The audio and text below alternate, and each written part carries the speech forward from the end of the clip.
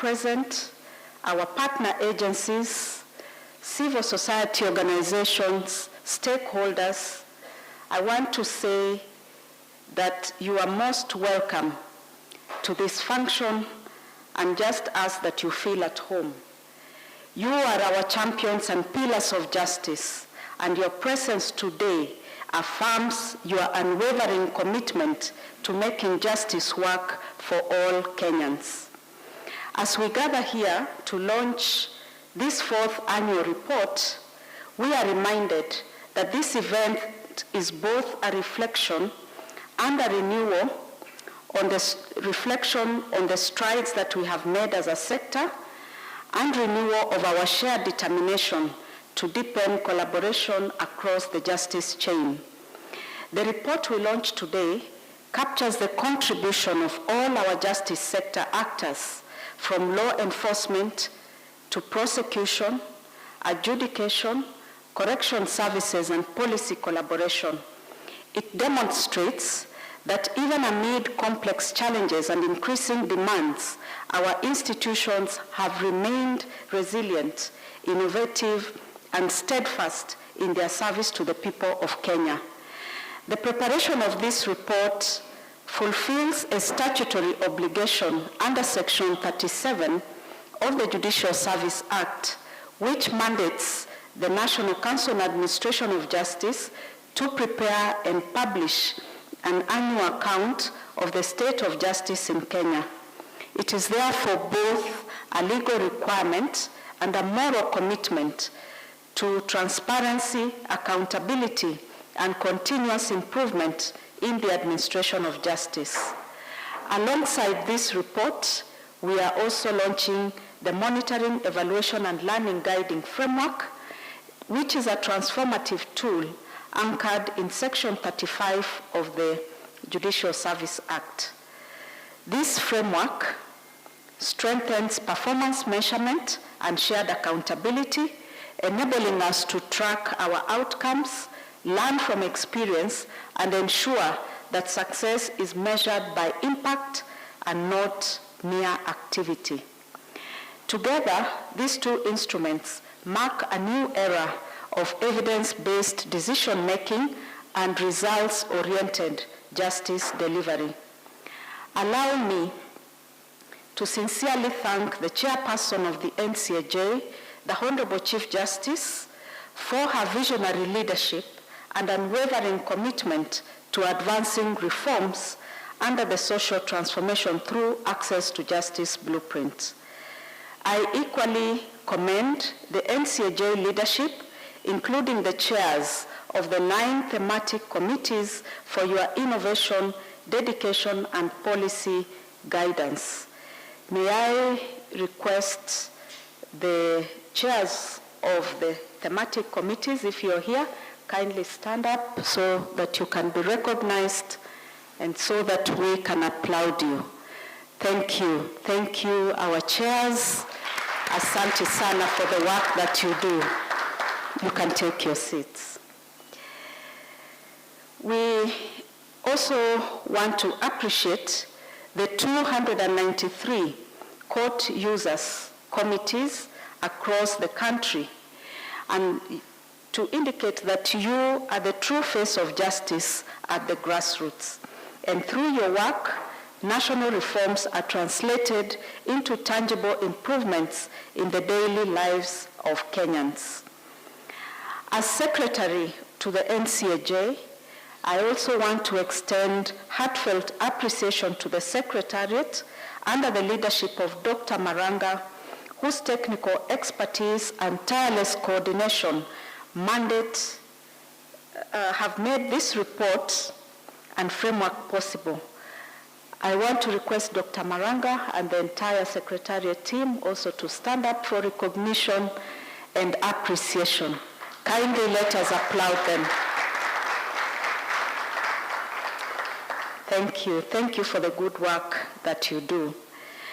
As we celebrate these achievements, one of the persistent challenges confronting our justice sector is budget disparity and inadequacy. The mismatch between institutional mandates and allocated resources continues to undermine the ability of justice agencies to perform optimally. For the financial year 24-25, the sector required a total sum of 327.5 billion, but only received Kenya shillings 196.4 billion, leaving a funding gap of 131 billion.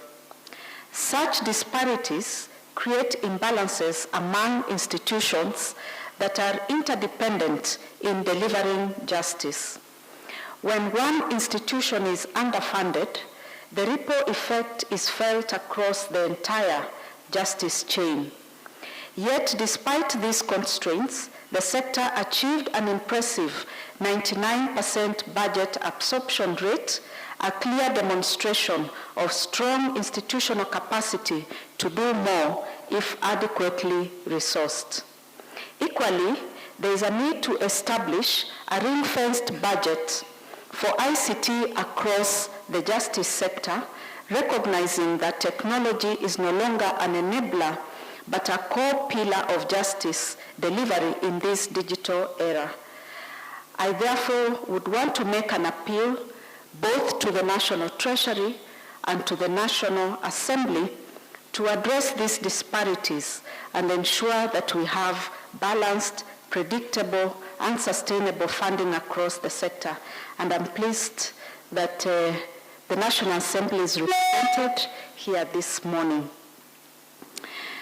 It is important to note that justice is not a cost. It is indeed an investment in peace, stability, social cohesion, and economy of this country. Similarly, NCAJ itself continues to operate under tight resource constraints allocated. In this financial year, they had 99.9 million shillings against a requirement of 512 million, depicting a deficit of 80%.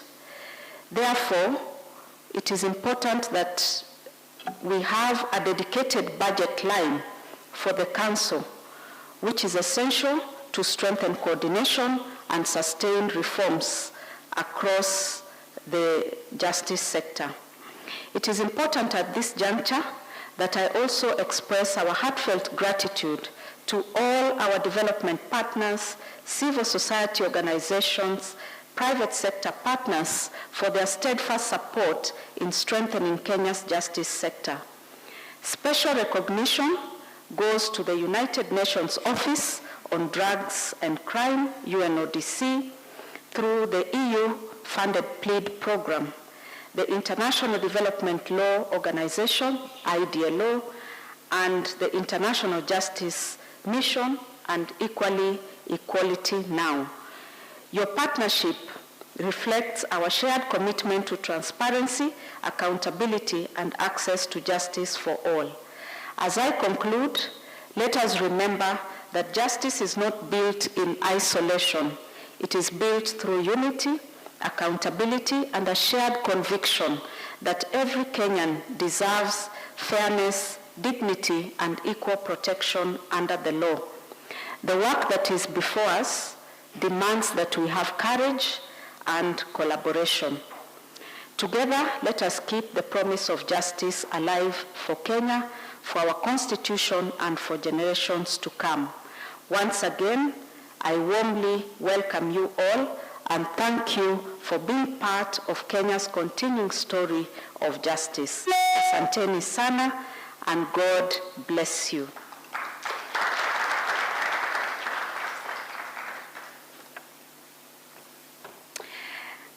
Allow me, as I thank the Honorable Chief Registrar for those insightful and grounding reflections, also recognize that the Inspector General is with us. Welcome, Honorable Inspector General. We also have a representative of the PS State Department for Gender and Affirmative Action, Mr. Moses Ivute, who's the Secretary of Administration. Honorable CRJ, again, thank you for those insightful and grounding reflections.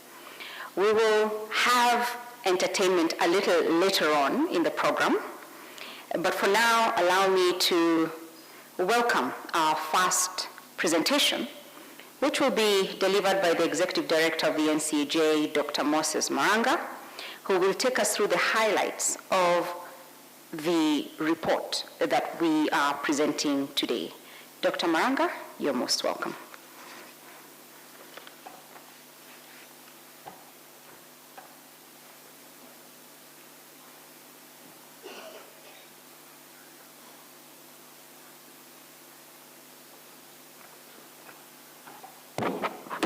I dare assist with the roaming mic.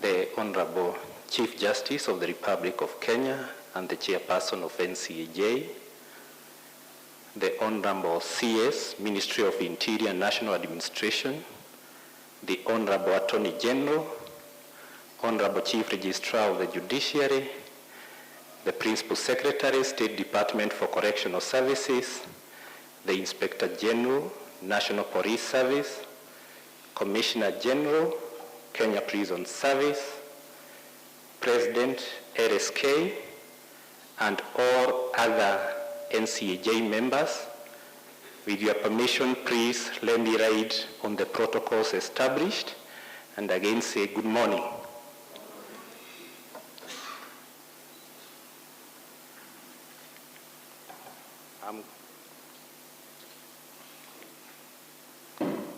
I'm going to step away from the main body of this presentation, but since we have skipped the entertainment bit, perhaps with your permission, I will entertain you for 1 minute before I make the presentation. As I have been introduced, I'm Dr. Moses Maranga, the Executive Director, NCAJ, and whatever we'll be presenting is projected over there. So today is a day of celebration about the achievement on administrative justice in Kenya. For avoidance of doubt, administration of justice covers processes and institutions right from the start of justice system, National Police Service, midstream, adjudication, where we have the prosecution, the courts, and downstream correctional services, and on the side we have the host of all of us here who support administration of justice in Kenya. We are here because the system cannot work when one agency is not working very well. We are here to celebrate that we have worked well as a system, and I will just give the brief highlights about that. Why this report?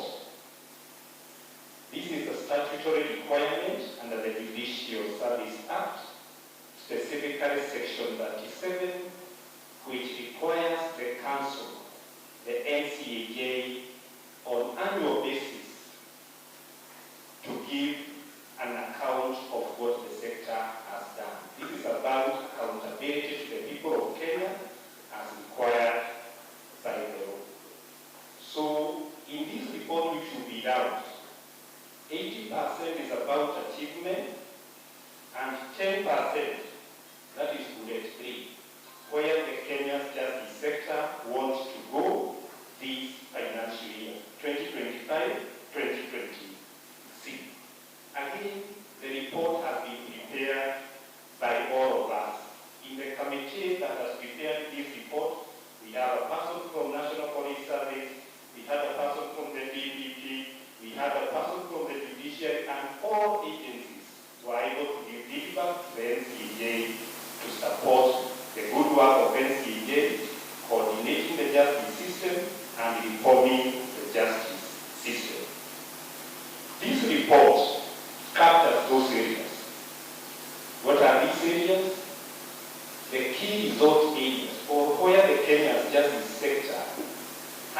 aspired to move. Criminal justice reforms, civil justice reforms, enhancing access to justice for vulnerable persons, ensuring that we are effective in terms of monitoring, and again, strengthening partnerships, and lastly, ensuring that it's not about what we do in Nairobi, it's also what we do mashinani, the users, committees, and that grassroots forum. So this is what will be around today in terms of the achievements. I'll start with coordination, and at the onset I want to mention that the council is supposed to have quarterly meetings, statutory ones, and those are the forums where the reform agenda, the coordination agenda is discussed, and all that was done. But I want to mention a key thing that happened in the justice sector. As we are all aware, the Kenya's justice sector has been having a challenge on case backlog, congestion in our penal facilities, raw legal representation, and the NCAJ committed, what can we do to case backlog and to those other things, workload issues that have stagnated. And we have been undertaking service delivery initiatives. I know we know them as RRIs, service weeks, among other beautiful names. During the period under review, the courts, through service weeks, again, these are not the resolutions for the court, through service weeks, 24,000 cases. Prisons, 4,375 inmates were released to decongest prisons, and 6,500 persons were provided with legal aid. Situjipigie makofi.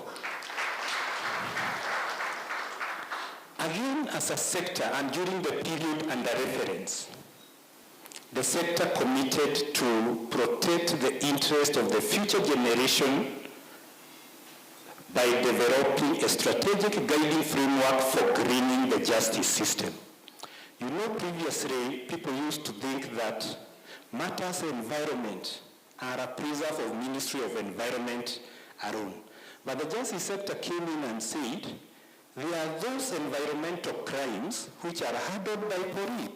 There are those environmental crimes which are prosecuted.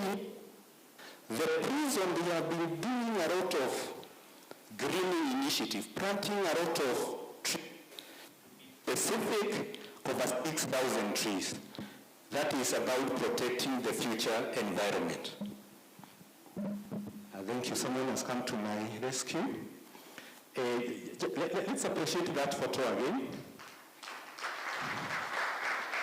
That was a big occasion which was graced by the CS then for environment on Duare, and we can see the chairperson planting a tree. We were in the same venue, the vice chairperson, DPP. I can see on the side the PS gender, among other guests. Protecting the environment is a commitment of the justice sector.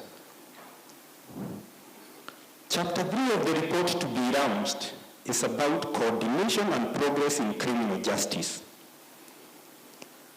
National Police Service. They handled so many crimes, but for my slides I have only captured the serious crimes that were handled by our police. And they handled that successfully. The DPP processed 342 cases, 1,000 cases. IPON, 1,010. Our courts resolved 263,153, and we closed the year with 59,013 inmates. Again, a reduction from what we closed the year with the previous period. Probation and the aftercare service department processed 69,000 referrals. Again, this year the council or the justice sector emphasized the fight against corruption. And a key achievement was the development of these great guide known as Anti-Corruption Strategic Guiding Framework for Kenya's Justice Sector. But we did not stop there. Launching is one thing, implementing whatever has been launched is another thing. Allow me to just touch on a few things. EACC, 4,358 corruption cases processed. Courts, and when I say courts, at NCAJ we look at it broadly because courts is where all of us meet. Everybody here converge at courts. Matters anti-corruption, 2475 were filed, 2,400 were resolved, a case clearance rate of 97%. That one deserves a clap. 97% case clearance rate. And at NCAJ we speak statistics. When it comes to the matter fighting corruption, those are the statistics. And we are happy to report that all our agencies, they have internal mechanisms, committees, integrity committees, other initiatives to support the fight against corruption. Civil justice reforms. I know the Honorable Attorney General will be very happy here because the Office of the Attorney General really spearheads in the justice sector issues to do with civil justice. If you look at bullet 2, before I go to bullet 1, 29 bills completed, and they issued 448 legal opinions to ministries, departments, and agencies. Again, they were able to save the government 14.64 billion out of 14.86 billion claimed in key cases. So they deserve a clap. Back to bullet 1. Courts resolved 372,070 cases. I'll explain that in my other slide. We have other bodies, agencies, constitutional commissions which handle other civil justice issues. National Council for All Reporting. And I have seen my brother, Honorable Mugaka, is here. What the courts did, or National Council for All Reporting did, they have identified 17 key issues, legal reform issues. I think they will be coming to JRAC very soon, when they were making their judgment. And they said we need to reform around those 17 key issues. Council of Governors, they finalized 3 bills, 2 acts, and 1 regulation. Commission on Administrative Justice, 1040 disputes. National Gender Equality Commission, 198 complaints. Kenya National Commission on Human Rights, 10 complaints. And we know in that year there were a lot of intervention from Kenya National Commission on Human Rights, and they were able to accomplish. Just a moment. Oh, the President RSK at Mariza, and I can see a bullet on RSK. Ladies and gentlemen, during that year, we had the Gen Z issue, and the RSK advanced 83 public interest litigation cases, supporting access to justice for vulnerable and other issues. That is their constituency, and we really thank them because they try to advance that in a big way. I wanted to explain this in terms of civil justice cases. The black curve, it's on a downward trend. It is showing that pendency or case backlog or wale customer wamekaa sana kwa corridors of justice wanaendelea kupungua. For them kupungua, it means all of us when we attend courts, we have made the resolutions, the yellow curve, to always stand above the blue curve on filed cases. Ati customer wakiingia 4, tunatoa 5. It means we are doing better as a justice sector. It cannot be judiciary alone. For judiciary to make decisions on resolutions, it's all of us around doing what is expected of us, reducing unnecessary adjournments. Again, NCAJ, as I had mentioned, focuses on access to justice for vulnerable persons. I will only focus on 3 groups. Of course, we have so many vulnerable persons, but for today, 3 groups. Children, courts resolved 17,000 against 15,453. Inamaanisha, they resolved more than those who came in. It means they were able to eat into those old cases, which is very good, and again, a key achievement. Foster care and guardianship laws were finalized, and again, Annual Child Justice Month and Day of African Child were held. The fight against GBV, it's still a challenge in Kenya.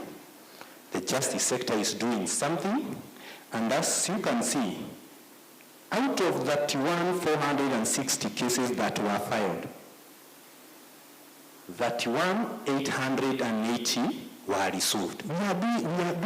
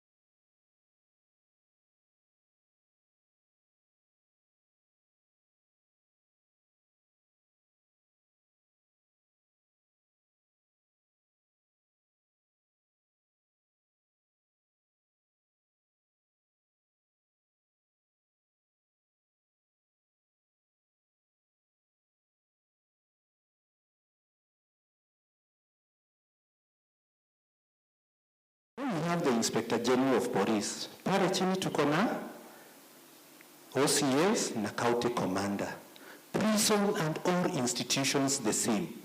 They are able to solve and resolve 60% of grassroots administration of justice challenges. Let us appreciate our CUCs.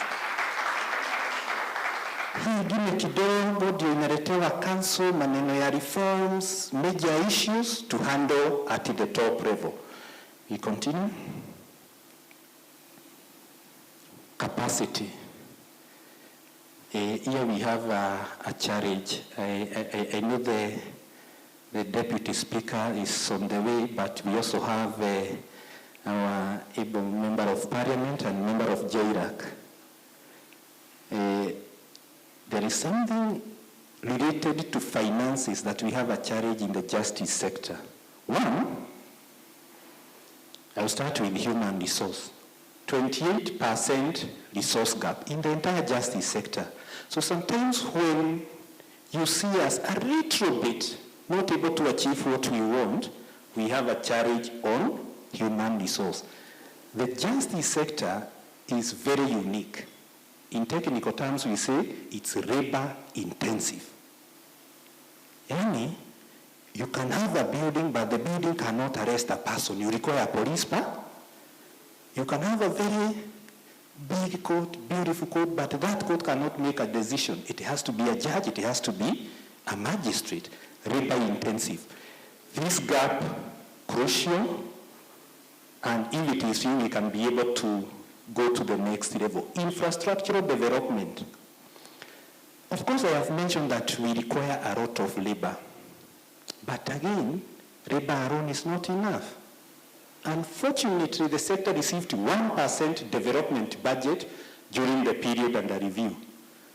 And here 1%, it requires something, the probation and aftercare, they were able to do some constructions and rehabilitation of some of the institutions. It's actually like only one institution benefited, matters infrastructural development. Again, a challenge, and ICT, at least there is on a positive note, we will finalize a justice sector ICT and action plan. Next.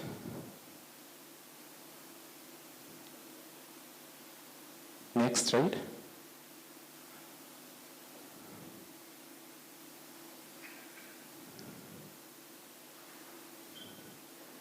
I will not emphasize this. The Honorable Chief Registrar has emphasized. But in a nutshell, the justice sector is underfunded. Why do we require more funds? The absorption rate, ile pesa yote tulipewa, we absorbed 99%. This implies if we had been given more resources, we could have absorbed more. Can I mention the least funded institution? National Police Service. You'll be able to see that in the report, among other institutions. Priority programs. For the last 3 years, we have been launching annual report. That first bullet has always remained there. Penal Code, Criminal Procedure Code Amendment Bills. Today, we are happy we have the representation of the National Assembly. Hii kitu ikikuamuka, I know Justice Genya is there. We will reform the criminal justice arena. And of course, I cannot forget about the council, the NCAJ bill. You've again focused on anti-corruption measures, the fight against GBV, provision of legal aids for the vulnerable, digitalization of the justice sector, matters mashinani second last bullet, and a new phenomenon which is emerging, people-centered justice. People-centered justice in a simple way. Are we really focusing on ourselves or to that person? The aim should be, once we do, everything we do should be about that person there and not us as institution. That is why you hear these big terms, child-centered justice, survivor-centered justice, people-centered policing. If we can allocate our budgets towards those initiatives and rest to ourselves, this is what we are Nairobi, then we will transform this country in terms of service delivery. As I wind up, and to link what I have said with the second document, monitoring, evaluation, and learning framework. We are saying as NCAJ, if NCAJ strengthens partnership and facilitates interagency coordination across the justice system, if NCAJ stewards development and implementation of justice sector reforms, if these reforms are implemented in a structured manner and systematically monitored, then we will realize a series of desirable results about access to justice, enhanced access to justice, enhanced administration of justice. If we mitigate the risk we are having, financial risk, human resource risk, capacity risk, then those results will contribute to the desired impact of a coordinated and cohesive justice sector serving the people in Kenya. Asanteni. A louder round of applause, please. Not just for Dr. Maranga's presentation, but for what you've been able to do as the NCAJ. I think that we need to appreciate ourselves more because a lot of work has been done.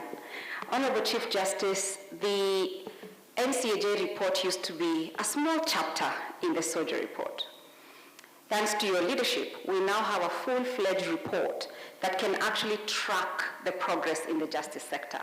and that is truly monumental. So please, the band maybe can also help us celebrate, because I think that there's been a lot done there. So we'll clap properly, because it's also important to actually just appreciate how well you have done.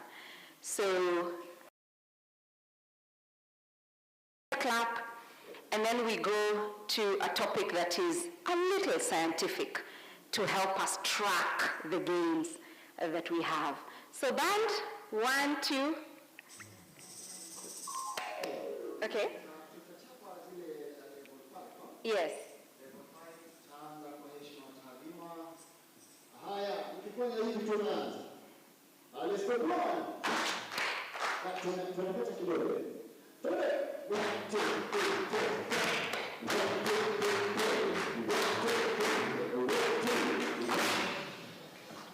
Excellent. Excellent. Honorable Chief Justice, congratulations to you and the entire council and membership. It is not enough to have progress. It is important to monitor, to evaluate, and to learn. And today, as the Honorable Chief Justice also unveils the Justice Sector MEL framework, let us hear from Mr. Jerry Obure about effective justice sector monitoring, evaluation, and learning in the context of multi-partner coordination. Karibu, Mr. Obure.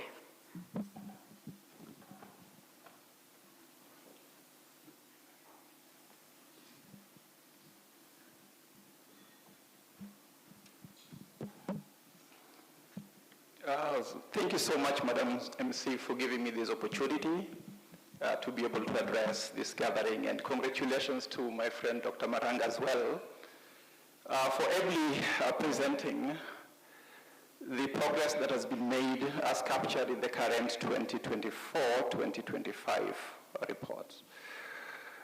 Honorable Chief Justice and President of the Supreme Court of Kenya, Honorable Chief Registrar of the Judiciary, Honorable CS for Interior, Inspector General, Honorable Attorney General, members of the JLAC present, the PSS present, President of the Law Society of Kenya, distinguished members of the NCJ Council, development partners, and all other protocols observed. Good morning. That was not a good one. Good morning. Thank you very much. So my name is Jerry Mobure, as introduced, and I am an officer of the International Justice Mission, serving in the capacity of Global Senior Specialist for Monitoring, Evaluation, and Learning. I am here on behalf of the Kenya Country Director, Mr. Vincent Chahali, who was not able to attend today, and who sends his sincere apologies for the same reason.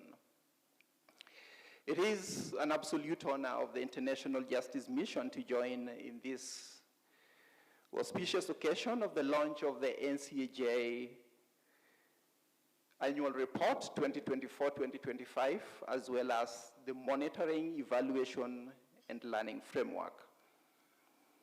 IJM is an international organization that works with diverse institutions of justice in 23 countries around the world to support capacity strengthening of justice mechanisms for more efficient delivery of justice system interventions and enhanced protection of vulnerable people in society.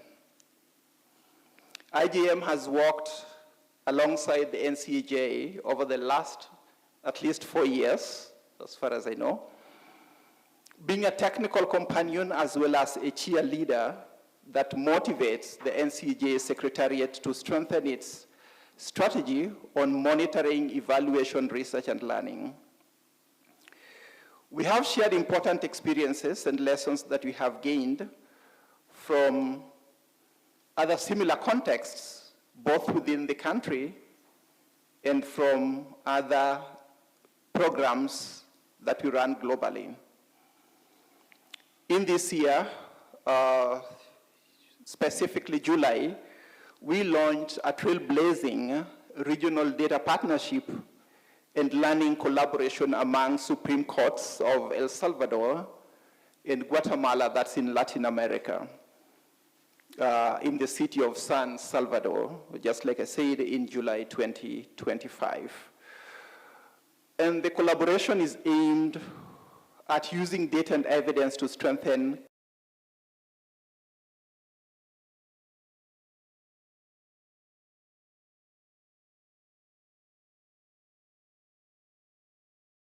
We just launched 2 months ago a similar digital platform in September of this year for data sharing among criminal justice agencies in the Philippines that is aimed at tackling the menace of human trafficking in the Philippines and the surrounding countries.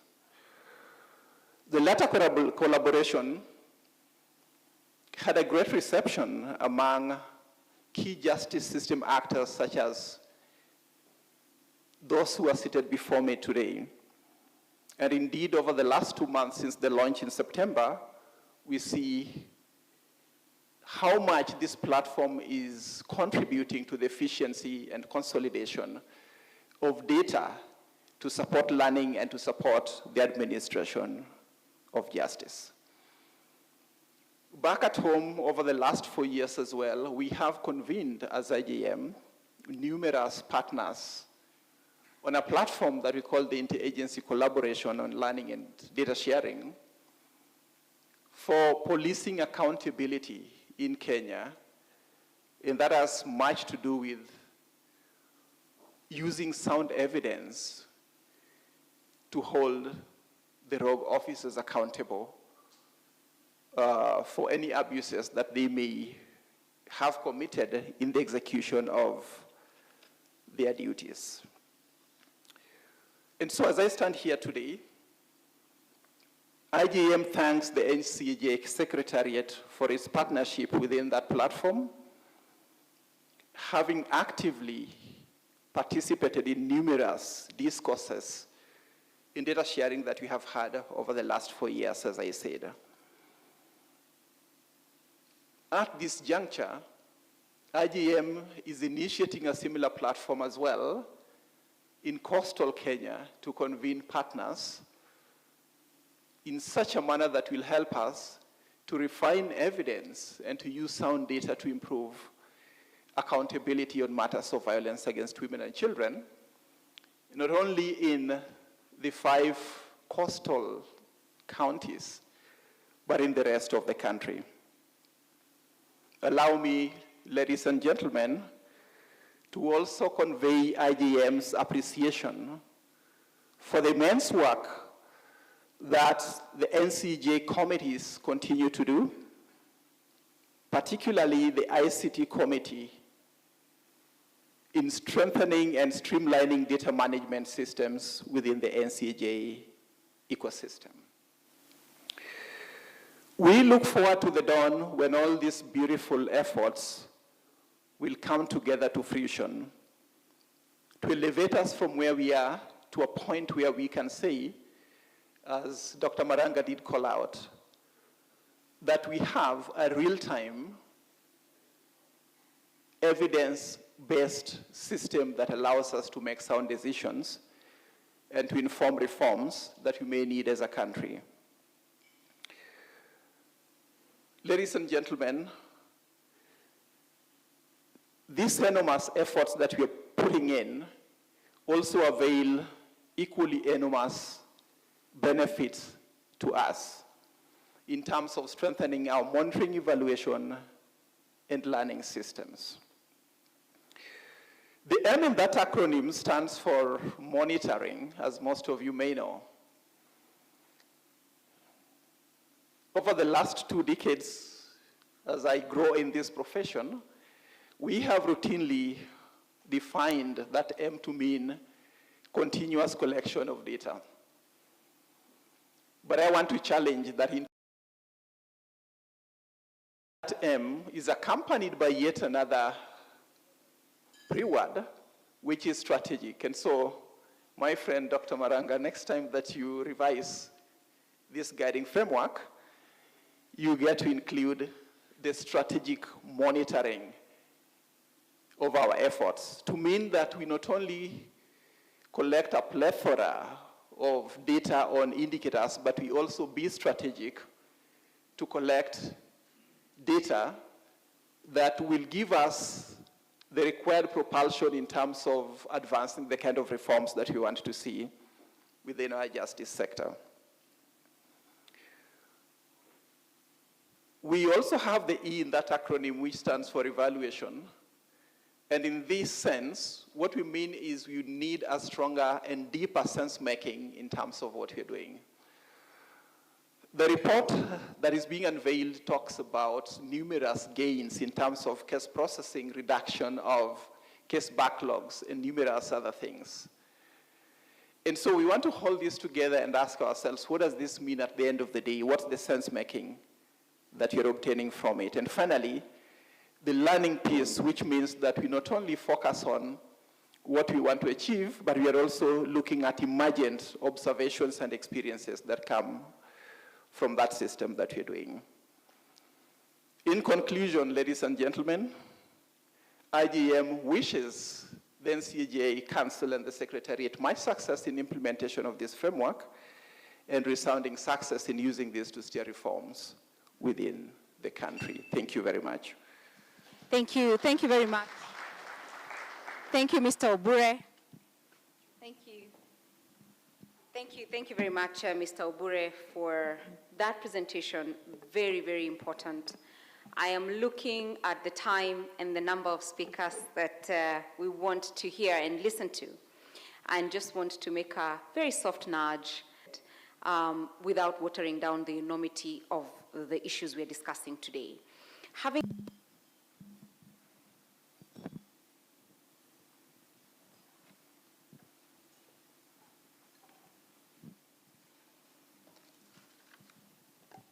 Thank you very much for this introduction, for the invitation, very warm welcome.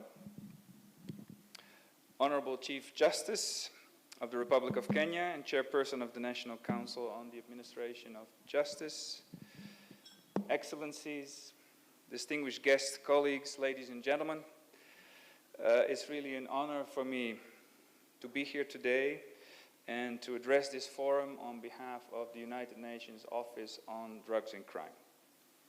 I've only recently joined the UNODC Regional Office for Eastern Africa here in Nairobi, and it's really a great pleasure for me to participate today in this launch event for the annual report on the administration of justice in Kenya. And let me start by saying that based on the previous speakers, the presentations that we've already had, I'm really deeply encouraged by the commitment demonstrated by Kenya's justice institutions, by your civil society, and by the development partners in building a fair, transparent, and people-centered justice system.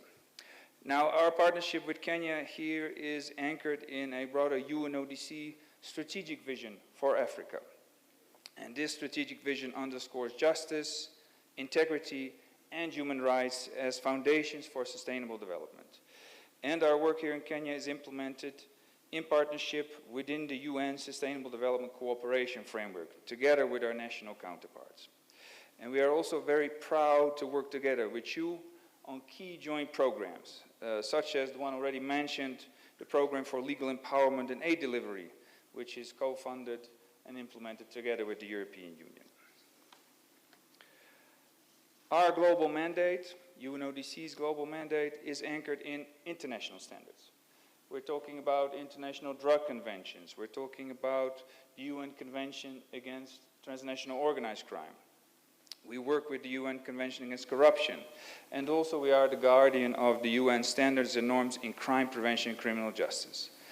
And based on this global mandate, and as a long-standing partner of Kenya on the work in the administration of justice, let me offer some perspectives, some lessons, some recommendations, if you will, in 5 key areas of our joint work here in the country.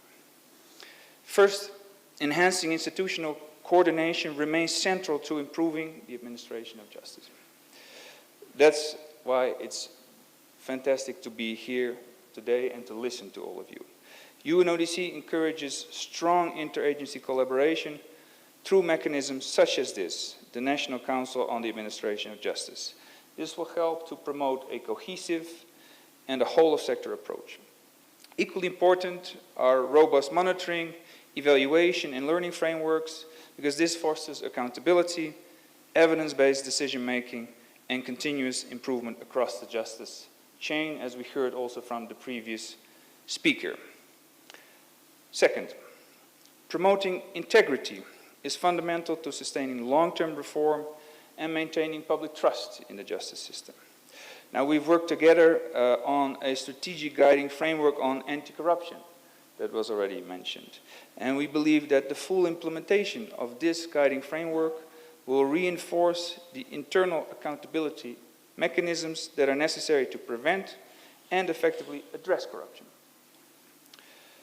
The third point, expanding legal aid and alternative dispute resolution mechanisms, particularly at the grassroots level, and this is done through the court users committees that were already mentioned.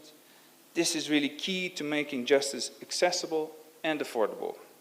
So, really happy to hear about the progress in that direction, and equally strengthening protection for victims of sexual and gender-based violence, children, and persons in detention will ensure that no one is left behind in the pursuit of justice and human dignity.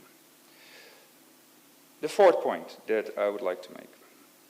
Modernization of the justice system through technology is vital, and I'm very glad to see that this is a core priority of your work, and we do believe that accelerating the rollout of ICT systems for case management will significantly strengthen justice delivery here in the country. And this must go hand in hand with respect for privacy, with data protection, and equality of arms. Parallel investment in digital infrastructure and the upskilling of justice sector personnel will also ensure that these innovations remain inclusive, equitable, and responsive to the needs of all citizens. And then the fifth and the final point, a strong justice system requires sustainable financing and sustainable investment. And we see that this is very much also at the heart of your discussions. Addressing the funding and the human resource gaps that are identified in the annual report launched today, and about which we already heard before, this is really critical. And this can be done through strategic resource mobilization, prudent allocation, and efficient utilization. Strengthened partnerships between government, private sector, and development partners will be essential to promote innovation and sustain long-term service delivery in the justice sector. Excellencies, in April next year, UNODC will facilitate the next UN Crime Congress. This Crime Congress will take place in Abu Dhabi, and this is the world's largest dialogue platform on crime prevention and criminal justice, held every 5 years. The 2026 Crime Congress will focus on criminal justice in the digital age. And as UNODC, we've been very proud to work together with you on various strategic documents. In addition to the MEL strategy that is launched today, I would like to mention the guidance on greening the justice system that already we heard about, and also the justice sector ICT policy. And we do hope that some of these best practices that you are showing and that are coming out of our partnership here in the country, we hope that these can be presented and shared at the upcoming Crime Congress. In conclusion, let me express our sincere appreciation to our national counterparts one more time, also to the European Union, the Danish government, other development partners present for their steadfast support, for their commitment to strengthen the rule of law and access to justice in Kenya. We believe that the progress that is reflected in the annual report for 2025 demonstrates that reform is possible. It's possible when there is strong leadership, it's possible when there is collaboration, and it's possible when there is a commitment to shared values. From our side, UNODC side, we'd like to reaffirm our commitment to support Kenya's justice institutions in advancing people-centered justice, combating corruption, and strengthening the rule of law. Let us renew our shared resolve to translate these commitments into action, to bridge the gap between policy and practice, and to ensure that justice is not a privilege for the few, but a right guaranteed for all. Thank you very much. Thank you very much, Ken, for giving us those wonderful insights. Let me welcome Ms. Christina Barrios from the European Union delegation to Kenya. And as Ms. Christina walks to the podium, let me just reflect on this idea of accountability and public trust as a recurring theme. And if you've done an analysis of Afrobarometer's opinions, you'll see that 59% of Kenyans actually think that there is corruption in the justice sector. But corruption is perceived also for insufficient or lack of service. And so it will be interesting to hear the rule of law perspective and human rights and sustainable development aspect that Ms. Barrios will speak to us about. Because in part, perhaps, Kenyans think or conceptualize that as corruption, lack of services, violation of human rights. Ms. Christina, karibu. Asante sana. Thank you so much. Honorable Chief of Justice, all protocols observed, dear colleagues, thank you so much. And apologies on behalf of our ambassador, Henriette Gege. She's not only a staunch supporter of this work, but a friend to many of you. We are honored to be here as the European Union supporting this work and encouraging the consolidation. In the remarks that we just heard, we also emphasized that the multilateral work.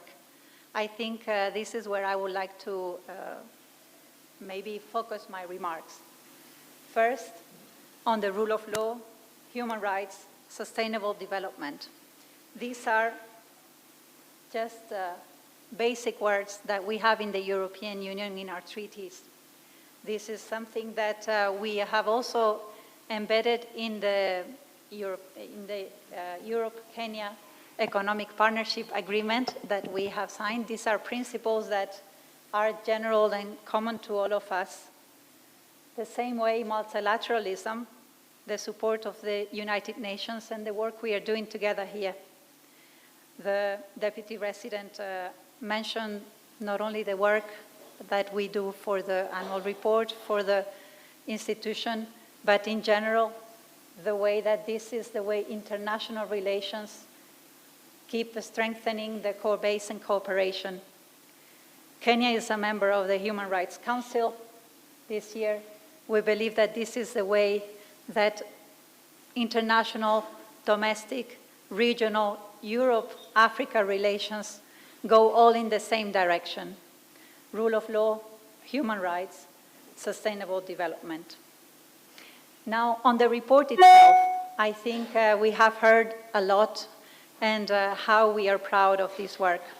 I think consolidating the gains, as you were tasking me to discuss about, is something that we will all be looking at next year, and that I think Kenyans will be looking at next year. So not only the content, but also the form, how this will be done, how the consolidation and the implementation will be done. It's, I think, important for all of us to follow, because it is the expectation of Kenyans. The themes that appear, I think, that have also connection with rule of law, human rights, and sustainable development are: one, the progress in criminal and civil justice; two, the access to justice for vulnerable groups, and I think the depiction of how you have been dealing with the backlog is really interesting in this regard; and three, the institutional coordination, where clearly the Council is playing a key role. The report is promoting transparency and accountability, and it is with this evidence-based policy that we will be able to work on new programs, to have your own priority programs where the implementation, the work with the Assembly, and not only next year, but in the years to come, implementation will materialize.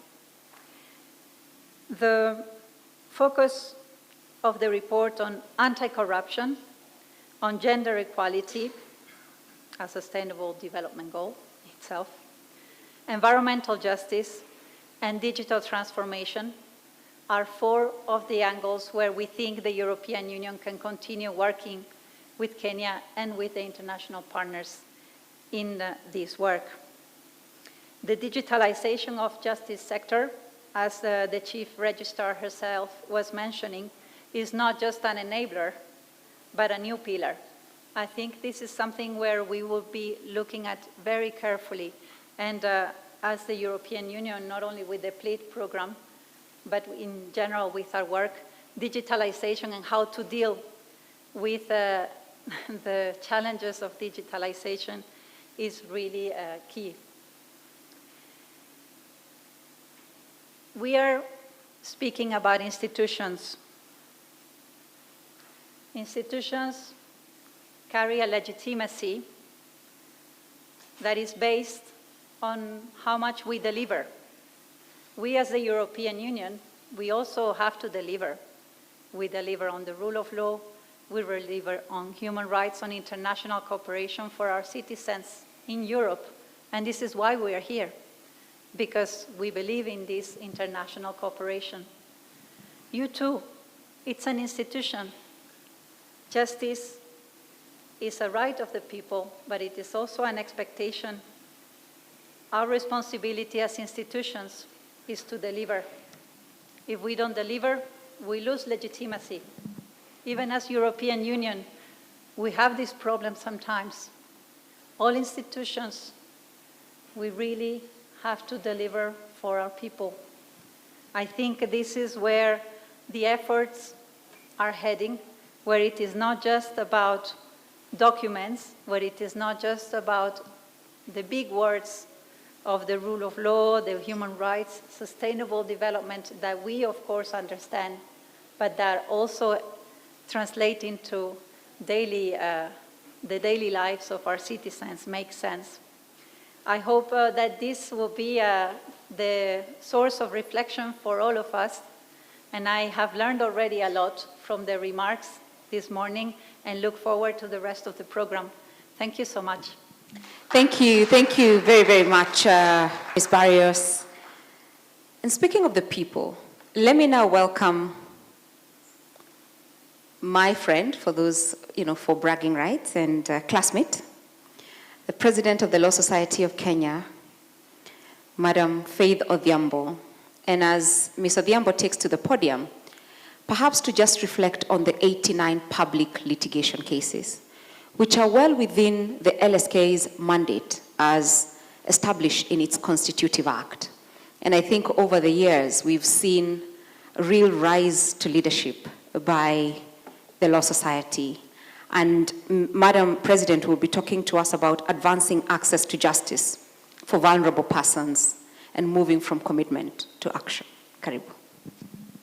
Your Ladyship, the Chief Justice and Chairperson of the National Commission of Administrative Justice and the President of the Supreme Court of Kenya, the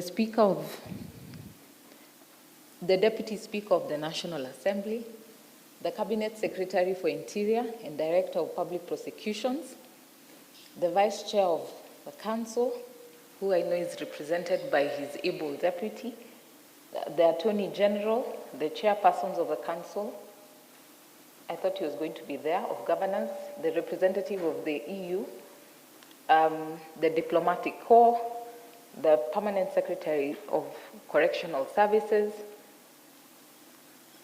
allow me, the Inspector General of Police, allow me to adopt the protocols, lest anyone feels I've left them out. Let me just say, I fear you all.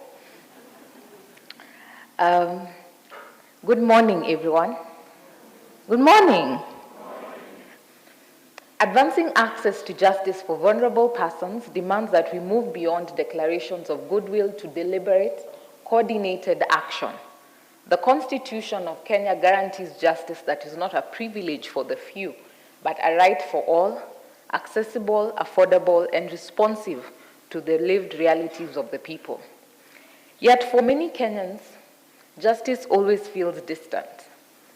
Imagine the single mother who cannot afford bail, the child lost in the remand system that does not, and no one feels like no one sees him or her, the protester brutalized for demanding accountability, the family that spends years in court seeking justice because their kin disappeared, the families that continue to come before courts, but their cases take years and years. This is the gap that we must see how to close between the promise of justice and the actual experience. As Nelson Mandela reminded us, overcoming poverty is not a gesture of charity, it's an act of justice. In the same spirit, ensuring that every Kenyan, regardless of wealth, gender, or circumstance, can access justice is not benevolence. It's the fulfillment of our constitutional duty. According to World Bank report, the voices of vulnerable groups who are most impacted when justice fails are not often heard in discussions, and particularly when we are talking about justice systems. We fail to see them at the table, speaking and also sharing their experiences. So that is something that we must start as a reflection. When you look at our legal framework, the Constitution gives us the best background, giving us the anchor in how we can protect vulnerable groups and persons of special needs. However, we continue to see also the various statutes that we grapple with. There is nothing on the question of which institution is responsible for legal literacy. When we talk about access to legal aid service, we've left it mostly to the Office of the Attorney General and various small groups and institutions to run the same. However, we have not budgeted for the same to ensure that we actually see this as a lived reality. Legal aid is often not prioritized, looking at the importance in which it impacts upon the society. When we look at our judicial structure, access to courts by vulnerable persons continues to be a challenge. If you've gone around the country, particularly, I think the Chief Justice, you've been going around meeting the different branches. If you have had the opportunity of going to Kericho courts, I shudder in fear how I'm going to meet my members when I go to Kericho courts, because when it rains, it floods. And they will not want to see my face, because these are promises we have been pushing that we cannot see as realities. You go to various courts, even access to bathrooms, particularly for old people or persons with wheelchairs, they cannot access. They cannot get there. People with children, there are no toilets for children. So where do you expect these children to access? Just basic needs, basic services for them to be able to access and go to our courts. Even when we talk about virtual courts, how are virtual courts being made accessible for special needs and vulnerable groups? You either have to be literate, you have your own devices and gadgets, but what about those who cannot, they cannot read by seeing, or the blind? Do we have services that meet those particular needs? And also for different vulnerable groups, have we encompassed as we come up with these systems? We need to start looking at how we make access to justice a reality. Costs related to access to justice. I think this is a discussion we've had mostly in light of witness protection, but it's still a problem. Transport to come to court, particularly cases that take years and years. Somebody would rather fold up and say, I'd let go of this case, because if I have to pay 200 shillings every single time to come to court, only to hear there's an adjournment, the other side is not ready to proceed. This is money that they have spent. 200 shillings they would have used to buy seeds to be able to plant and get something that they're going to eat or put food at the table. We need to look at justice in that simple, rudimentary term. What does it mean for those groups? Costs related to filing, particularly certain public interest matters, family matters, gender-based violence matters. We've seen efforts by the courts to have specialized courts for GBV and SGBV cases. However, we need to look at, particularly for vulnerable groups who cannot afford. I remember this year we had a back and forth with the courts, particularly on the bail and bond terms, that were going to be quite difficult for vulnerable persons. When you're told to go to the chief to give you a letter so that you can get bond, which chief will give you that letter? First of all, the chief will demand money from you. So what are you telling that vulnerable person? That access to justice is not available for you because you do not have money. And so those are areas we need to look into.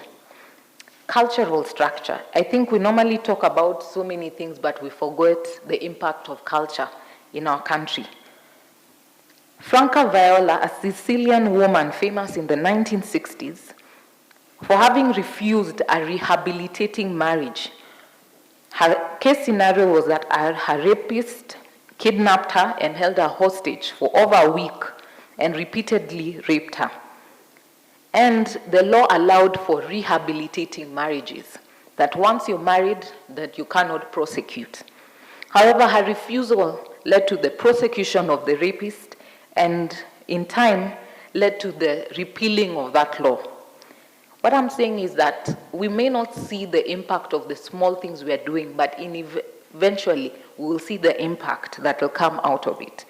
Today in our culture, in 2025 in this country, we continue to see targeted aged killings, where all people accused of witchcraft for the purposes of killing them and taking away their land, so that someone who is tired of waiting for the death of their aged grandmother or grandfather to die, so that they can quickly inherit. Raping of old people, rise of teenage pregnancies, the question of the Council of Elders. How do we look at working on the bad things and improving on what is good? By virtue of the task force on gender-based violence and femicide that was hosted by the Cabinet Secretary of Interior, and also the Ministry of Gender, I had the opportunity of learning some of the bureaucracies of our laws and what the impact it does. Because of the question of filing fees, long periods of time before you can appear in court, and also the bureaucracies of long court cases, we see people going to the Council of Elders that is facilitating illegal settlements. We continue to see compensation for killings, compensation for rape, compensation for child labor.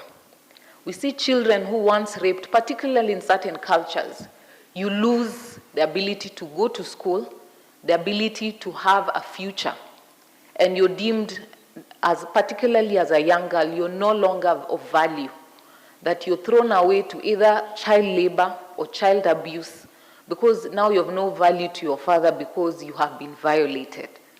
And so because of bureaucracies of our justice system, we continue to see people facing a lot of injustice. Today, as we launch this report, we ask ourselves honestly, what are the barriers that keep the poor, the detained, the displaced, or the marginalized from reaching justice? And what will it take to unblock them? Access to justice is not confined to the courtroom.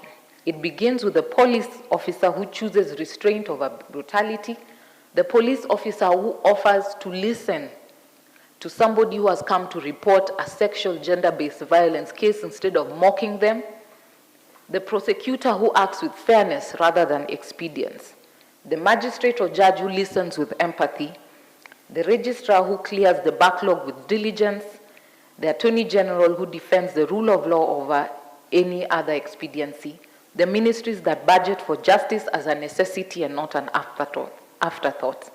It also depends on the Witness Protection Agency that ensures citizens can speak without fear, and on every one of us here, because every decision we make either opens or closes the doors of justice.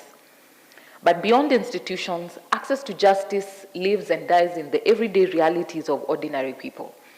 It's the rural woman who has to walk more than 30 kilometers to reach the nearest court.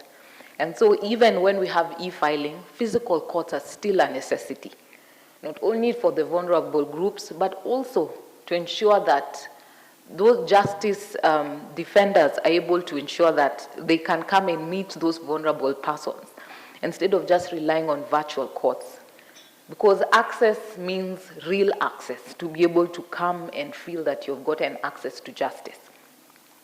This calls for intentional investment. We must fully operationalize the Legal Aid Fund, expand mobile court services, and strengthen public legal education so that citizens know their rights and how to claim them.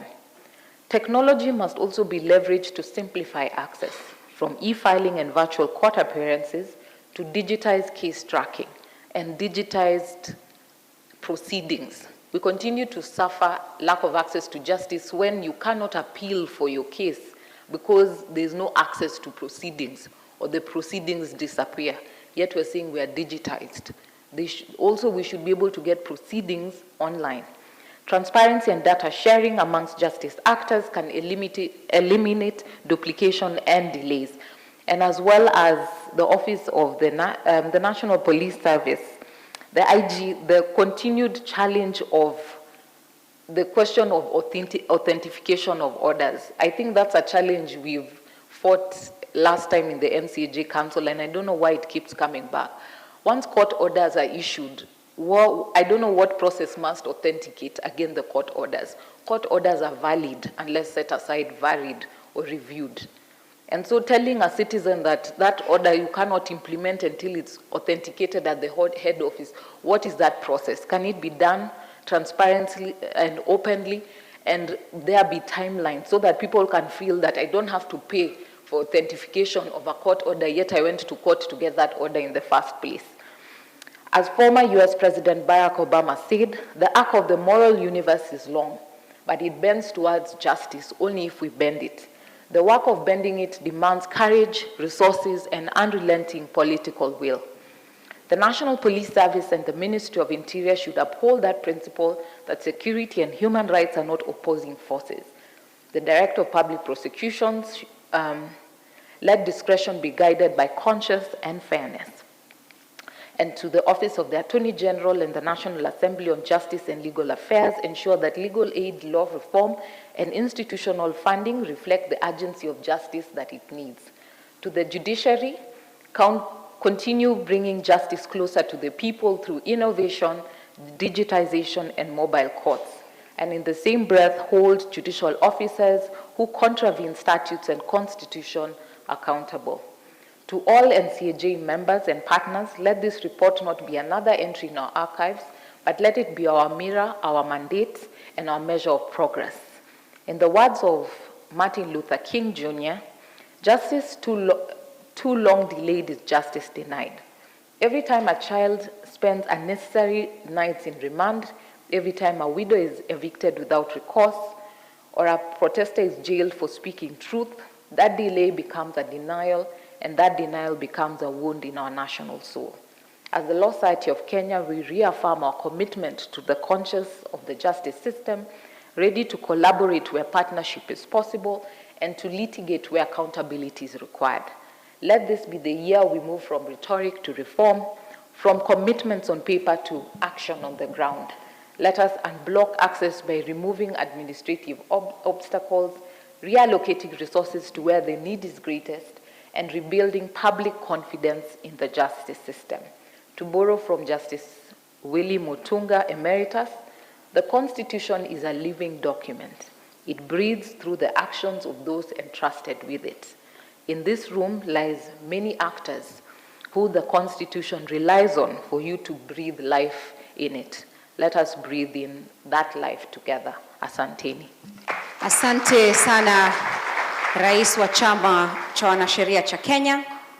Kwa hakika mpango mkakati unaopendekezwa wa kuweka watu kwenye kiini cha sekta hii yetu ya haki utabadilisha sana vile tunavyozingatia haki za wanyonge ama waliotengwa. Kwa sasa ningekaribisha bendi yetu, bendi ya dansi ya magereza, kutupa kipindi cha burudani, na baada ya hapo nitamkabidhi msajili mkuu mheshimiwa kuchukua nafasi ya mpango huu, na imekuwa furaha yangu kuratibisha maendelezi haya hadi kwa sasa.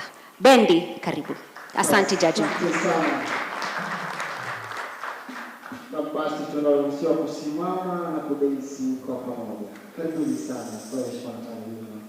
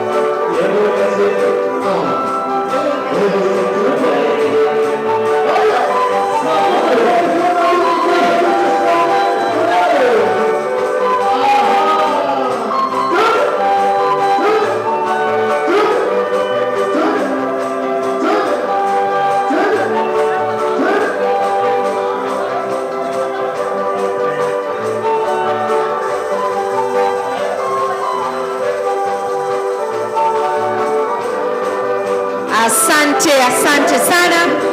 Nafikiri tumekuwa na burudani ya kutosha. Tunashukuru sana. Asante sana kwa viongozi wetu. Nafikiri sasa sisi wote tumechangamka. Tuendelee na ratiba hii, na sasa namkaribisha msajili mkuu wa mahakama. Karibu.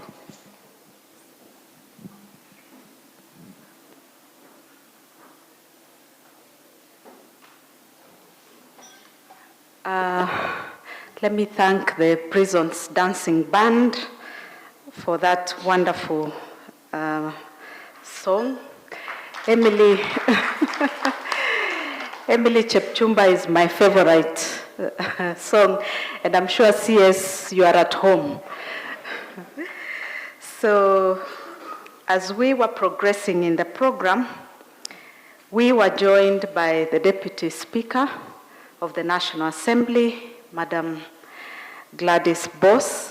Karibu sana. You are most welcome this morning.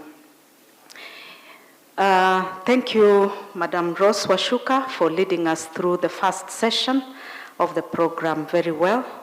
And now we are ready to go to the second session.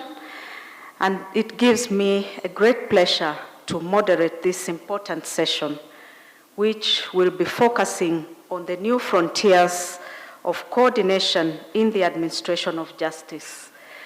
I'm sure by now we have understood that the administration of justice stands on three inseparable foundations, that is the people, security, and sustainable financing.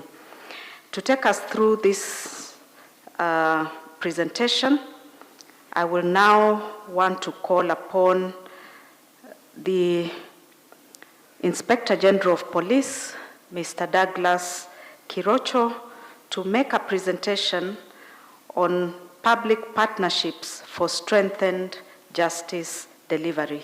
Karibu sana, Mr. IG. Karibu.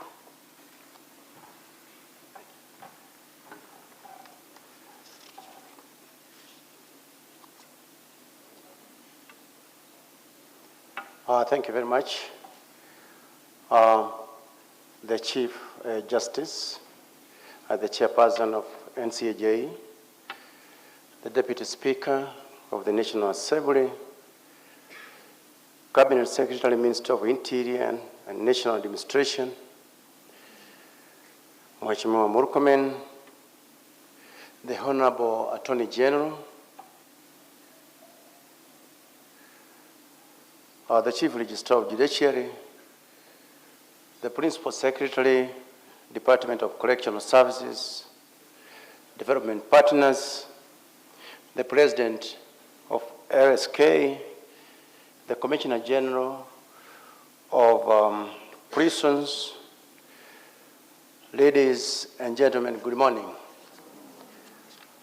I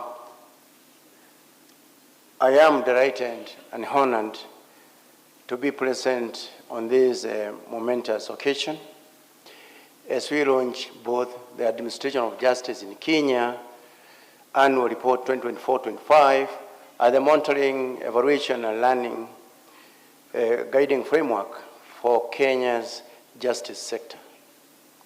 In this regard, I thank the Honorable Mother Koome, the Chief Justice of the Republic of Kenya and the Chairperson of the National Council on the Administration of Justice, for taking the lead in convening us for this important event. These bifocal documents are a reflection of our collective strength, attributable to the collaborative and consultative approaches adopted across the justice sector, which has contributed to a more efficient and effective delivery of justice. They provide an invariable evidence-based foundation upon which we can build a more robust, efficient, and humane justice system. As a key member of the National Council on the Administration of Justice, the National Police Service is usually one of the first points of contact for many individuals with formal criminal justice system. This frontline position confers upon us a sacred duty to uphold the rule of law with integrity, to protect the rights of every individual, and to conduct our investigations with a professionalism that can withstand the most rigorous legal scrutiny. Towards this end, I reiterate our commitment to enhancing measures to fight corruption, strengthen accountability, and ensure seamless service delivery. Pursuant to our vision of becoming a professional, efficient, and responsive police service, we are committed to building a service that provides effective, people-centric, and accountable policing to foster safe and prosperous society.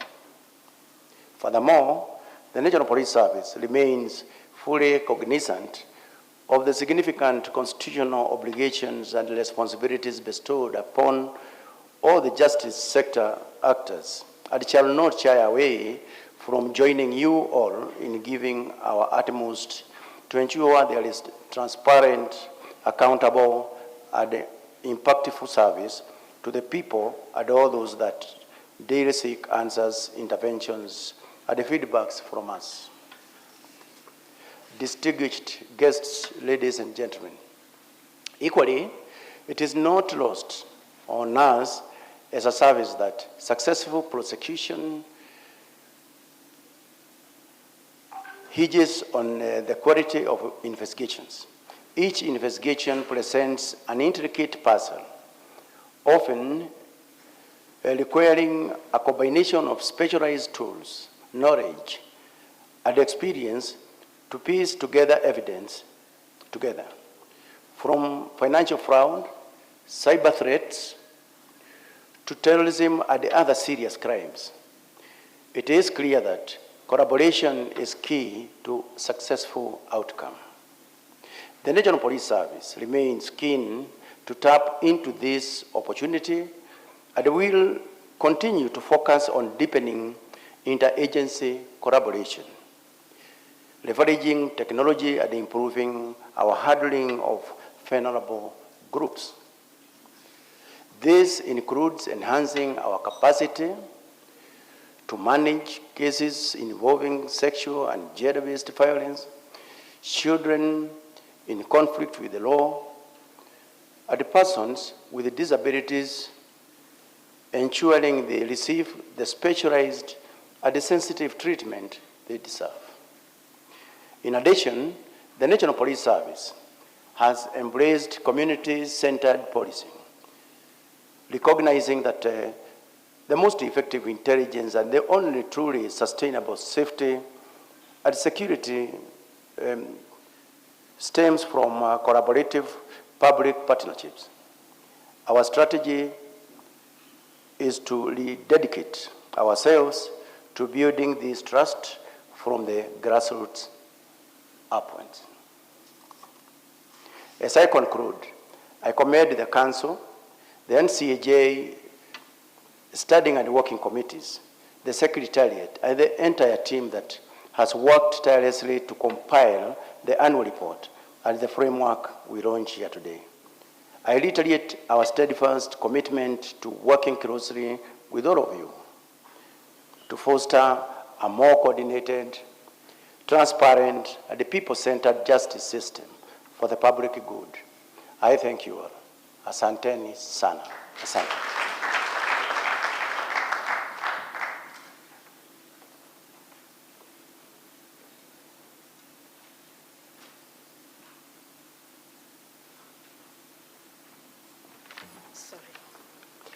Thank you, IG, for reiterating your commitment to ensuring that we have a responsive police service, people-centric, public policing, and impactful service. Wonderful remarks. Our next presentation, and particularly the JLAC committee, represented by Honorable Steve Mogaka, to thank the committee for your commitment in ensuring that justice-related legislation keeps pace with our constitutional ideals and reform, because we know that lawmaking is the oxygen of justice delivery. Karibu sana, Honorable Steve Mogaka, to make your address on the topic of fast-tracking pending legislations in criminal and civil justice system by JLAC. Karibu sana.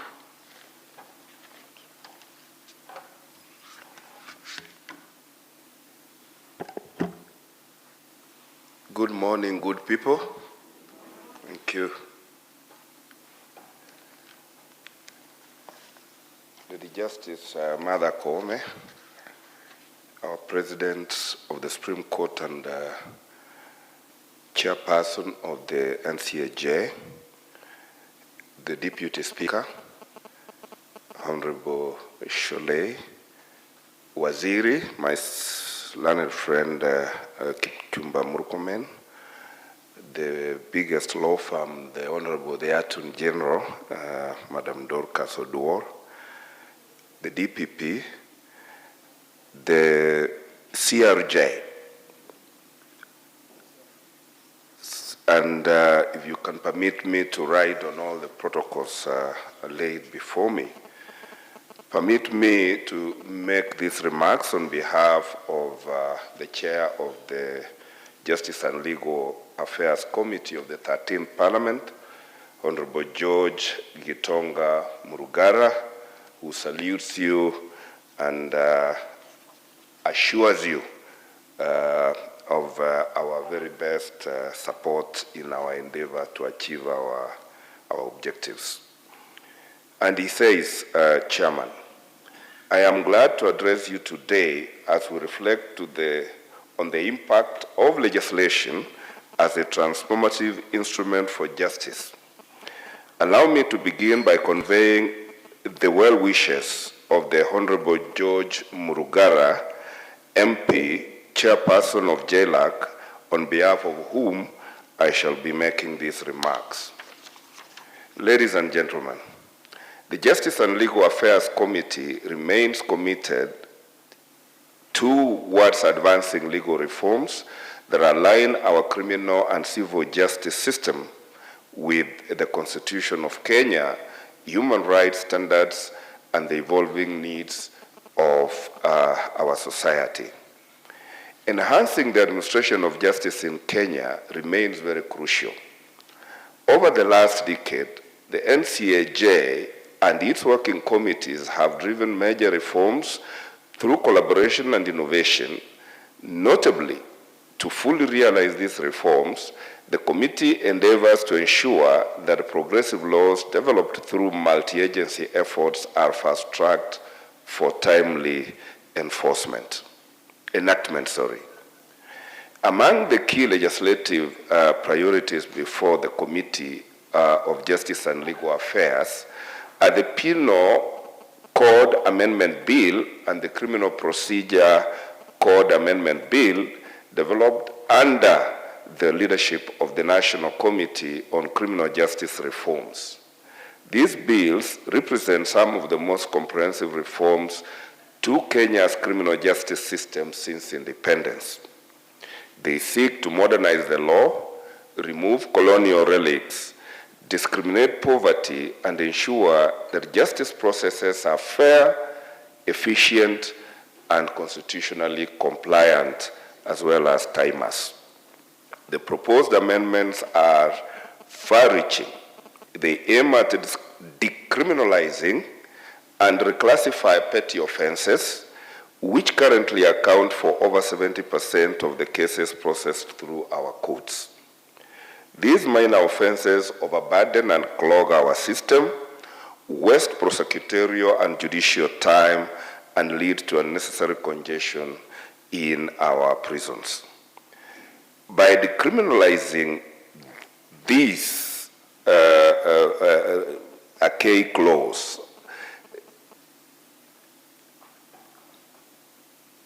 we will fast-track the wheels of justice so that justice is not as delayed as is currently experienced. The reforms also propose to cascade offenses such as murder and robbery into degrees, ensuring proportional sentencing. This will replace the outdated one size fits all approach, with a more rational and a more justice-oriented framework that upholds both deterrence as well as rehabilitation. And Honorable Ngenya Jeye, we really celebrate you in spearheading this. Importantly, the bills are also, the bills also define life imprisonment. They define life imprisonment, abolish the mandatory death penalty, and shift the burden of proof for incitement and disobedience back to the prosecution rather than to the accused, and thereby reinforcing the presumption of innocence as enshrined in our great Constitution. Ladies and gentlemen, for vulnerable persons, children, persons with disabilities, intersex persons, and those with mental illness, the proposed amendments provide stronger protection, dignity, and equality before the law by repealing derogatory terms and embedding safeguards for fair treatment. The legislation brings Kenya's justice system closer to those of international standards where this country actually belongs. Ladies and gentlemen, the Criminal Procedure Code amendments further seek to modernize procedures, ensuring consistency with the Magistrates Courts Act, aligning bail provisions with Article 49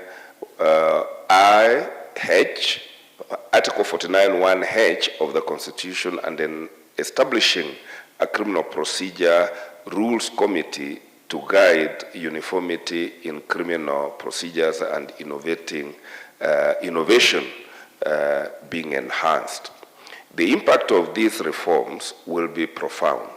They will reduce prison overcrowding, curb corruption linked to the enforcement of vague offenses, promote restorative justice, and improve Kenya's global human rights standing.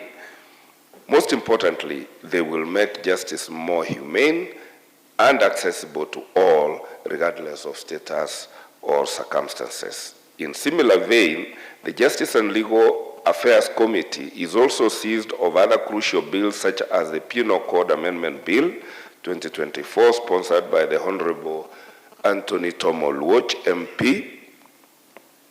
Sorry, lost his father the other day. The bill, which was read at a first time in the House on 4th June 2025, seeks to amend the Penal Code to repeal Section 226, which provides for the offense of attempted suicide. This amendment is in tandem with the High Court's finding to decriminalize suicide. Finally, and in closing, I reaffirm JLAC's commitment to ensuring that every law governing justice serves the people it is meant to protect. The committee will endeavor to fast-track justice sector reforms for the good of the nation, the efficiency of our institutions, and the dignity of every Kenyan. And on off-the-cuff remarks that I had here about the disparity and inadequacy of the budget, we all make this budget together, Kenyans, and we want to plead with you that when we start the journey of budget making, all of us ask for what we want, and then you send us Parliament to go and source that money, some from our pay slips, some from elsewhere. Don't forsake us, good Kenyans, when it comes to that.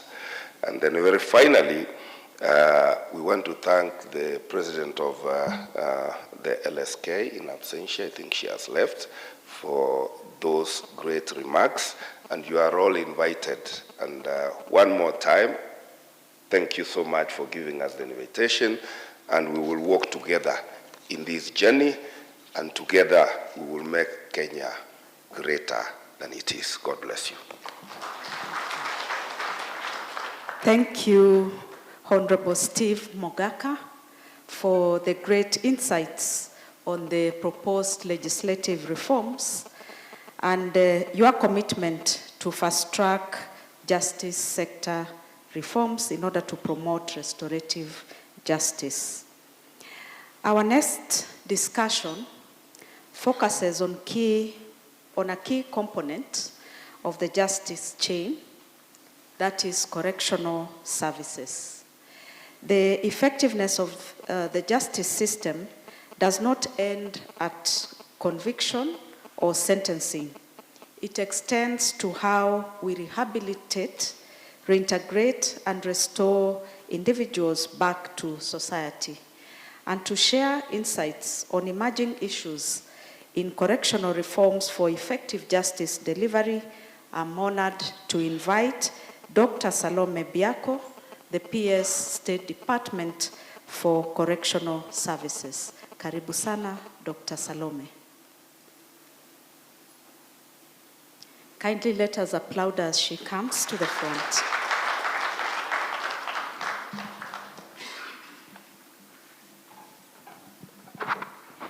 Honorable Martha Koome, Chief Justice and Chairperson of the National Council on Administration of Justice and President of the Supreme Court of Kenya.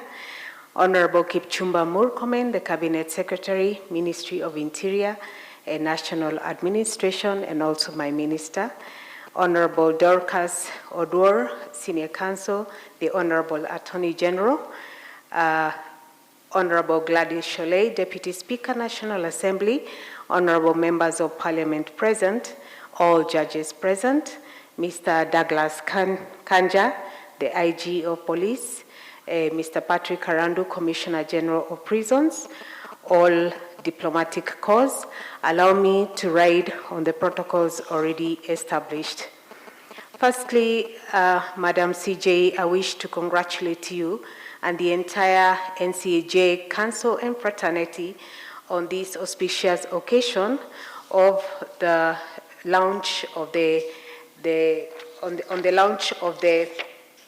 annual report 2024, the NCAJ annual report, as well as the male guiding framework. Indeed, it is a great occasion, and we as Correctional Services, the State Department, are very privileged to be present here. The State Department for Correctional Service, a key player within the National Council on Administration of Justice and of the criminal justice system in Kenya, takes due cognizance of the internal and external environments in the correctional space. Indeed, for several decades, the global criminal justice system was characterized by a focus on punishment that reflected on societal attitudes towards offenders until the last 2 decades, when attention was shifted to a correctional orientation with stress on evidence-based rehabilitation. This was because despite the tough policies and practices, there was still persistent overcrowding, increased recidivism along diverse offense and offender types. Madam CJ, the State Department for Correctional Service, which comprises 2 technical units, namely the Kenya Prison Service and the Probation and Aftercare Service, in its transformative strategy, has adopted a 2-pronged approach to mitigate and address emerging issues for effective service delivery. This proactive approach has placed emphasis on both the practitioners or staff and offenders, and engages all senior staff, station managers, and all other sector players to play the lead transformation process with knowledge and skills that embraces rehabilitation, human dignity, and reintegration as envisioned under the Constitution of Kenya 2010, as well as the international human rights instruments. The reform agenda in the State Department for Correctional Services is governed by 8 key priority areas. Number 1, administrative, legal, and policy framework and support. The State Department, through the Technical Committee on Development of Legal and Policy Framework that was constituted through a Gazette notice dated 30th of April 2024 by the Cabinet Secretary for Interior and National administration embarked on examining the existing policies and legislation on both the policy and correctional service, and developed the Kenya Correctional Service Bill as well as the Correctional Service Policy, and both drafts have now been signed off by the Attorney General, and we sincerely thank her for the effort, and we are still processing.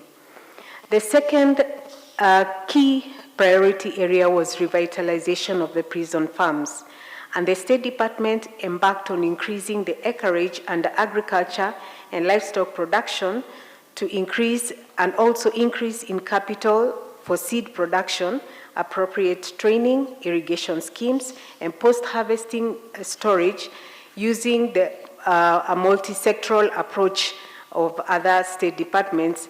And in this regard, Madam CJ, I'm happy to report we have really increased our production as well as vocational training to our inmates in order to reduce recidivism. The third strategy was modernization of the prison industry, and in this regard, we have embarked on revamping our entire 108 workshops in order to improve the quality of products that we produce in carpentry as well as metallurgy. And in conjunction with our stakeholders like Manu Chandaria Foundation, we have increased the number of workshops, particularly in the textile and Karakana workshop. And in this regard, we want to sincerely thank the First Lady, who has been instrumental in supporting us in increasing those workshops. The fourth strategy has been in social protection, and the State Department has advocated use of community corrections to uphold use of non-custodial sentences. And in this regard, we want to thank sincerely the Japanese International Agency, which has enabled us commence something that we call community probation volunteers by use of community leaders, opinion leaders, to help us reintegrate offenders that have been released and to help them reduce recidivism, and it has been very productive. To date, we have trained over 600 community probation volunteers, and we hope that this program will be cascaded to the entire country. The fifth approach is through educational and vocational training coordination, particularly through use of our stakeholders, the TVETs like Kiambu, National Kenya Polytechnic, and other polytechnics, to be able to give our offenders who have been going through training the prior certificates of prior learning, so that once they have been released, they can be able to get jobs and they can be incorporated into the job market, and this will be instrumental in reducing recidivism. The sixth approach is institutional infrastructure and operational capacity. And in this regard, the State Department has embarked on reintegration of offender record management and case management systems. Digitization has become a cornerstone of contemporary correctional reform, and the State Department is progressively working towards deploying digital offender management system designed to integrate offender data with the judiciary's e-filing system and other justice sector databases. This innovation will enhance information sharing, case management, and timely decision-making across the institutions. And in this regard, we sincerely thank the World Bank, which has onboarded us into this program. The other approach is environmental and climate change mitigation, and in this regard, the State Department has not been left behind. In fact, it has been in the forefront of growing 100 million trees countrywide. To date, Madam CJ and Chair, we have managed to increase our tree coverage within our correctional institutions to the tune of about 30%. And we are intending to increase this so as to meet the presidential target of 15 billion trees across the country by 2032, by giving our annual contribution of 100, growing our annual target of seedlings of 100 million. We have created and increased our orchards and equally improved our work environment through landscaping, beautification, and now in this year, we are undertaking a movement from the dirty energy to clean energy through solar and LPG, as well as biogas. It is noteworthy that every first Thursday of the month is now dedicated to tree planting countrywide in all our correctional facilities. In conclusion, Madam Chair, these transformative approaches have inculcated a culture that celebrates excellence within our correctional facilities to celebrate our staff, and it is called Correctional Service Week. And this year we were very pleased and privileged to have our own Minister Murkomen be our guest honor in the Service Awards, and it is a platform where officers are motivated to competitively under management, guided by selected annual themes. In conclusion, we must say that this is a testament that the State Department for Correctional Services is on track with a clear roadmap on reforms for service efficiency. Correctional reform is thus both a legal obligation and a moral imperative grounded on the rule of law and principles of restorative justice. I thank you, and may God bless us, and may God bless Kenya. Thank you very much. Thank you. Thank you, Dr. Salome Biako, for the wonderful remarks. I think she deserves another round of applause. Your reflections remind us that justice is not complete without transformation and the promise of human dignity. Thank you. Ladies and gentlemen, I know in the program it is indicated that we have to have a short entertainment, but in the interest of time, I think we need to catch up on the schedule. So we are moving to a high-level session on distinguished sector leaders who continue to shape policy and our legislative landscape.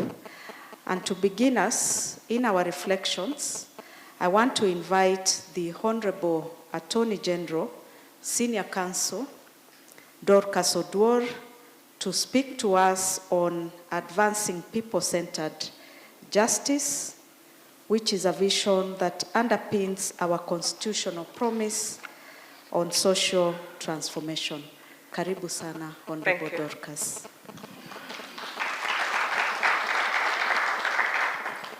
My Lady, the Chief Justice and the President of the Supreme Court of Kenya, the Deputy Speaker, Ms. Sholei, the CS Interior, Honorable Kipchumba, Principal Secretaries, Heads of Justice Sector Institutions, Excellency Ambassadors present, distinguished guests, ladies and gentlemen, dignitaries, you are all observed. It is a great honor and privilege to join you this morning as we launch the 2024-25 Annual Report on the Administration of Justice in Kenya. Allow me, from the outset, to commend the Chairperson of the National Council on the Administration of Justice, the Honorable Chief Justice, and the entire Secretariat for their steadfast leadership in coordinating Kenya's justice sector. Indeed, the NCAJ continues to exemplify the principle that justice is the business of all who care for good governance. This report stands as a mirror reflecting the collective effort of institutions and individuals who work tirelessly to uphold the rule of law and deliver justice to all Kenyans. It reminds us that justice is not the preserve of a single institution. It is a shared responsibility that calls for collaboration, accountability, and unwavering commitment. The true measure of an effective justice system is the experience of the citizen at the point of service delivery. As the former Chief Justice, Emeritus Willie Mutunga, once reminded us, the Constitution is not self-executing, It requires active citizens and responsive institutions.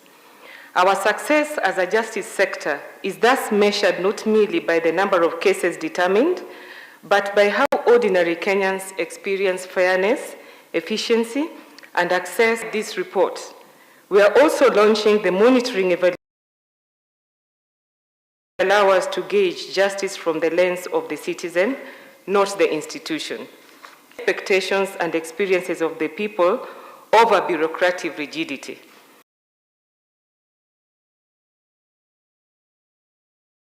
Justice means that when a Kenyan walks into a police station, a court, a land registry, or a legal aid office, they encounter fairness, dignity, and respect. And most importantly, they find justice.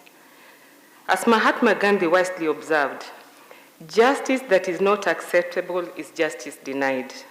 We must therefore ensure that justice is not a privilege of the few, but a right that is lived and felt by every Kenyan, particularly the vulnerable and the marginalized.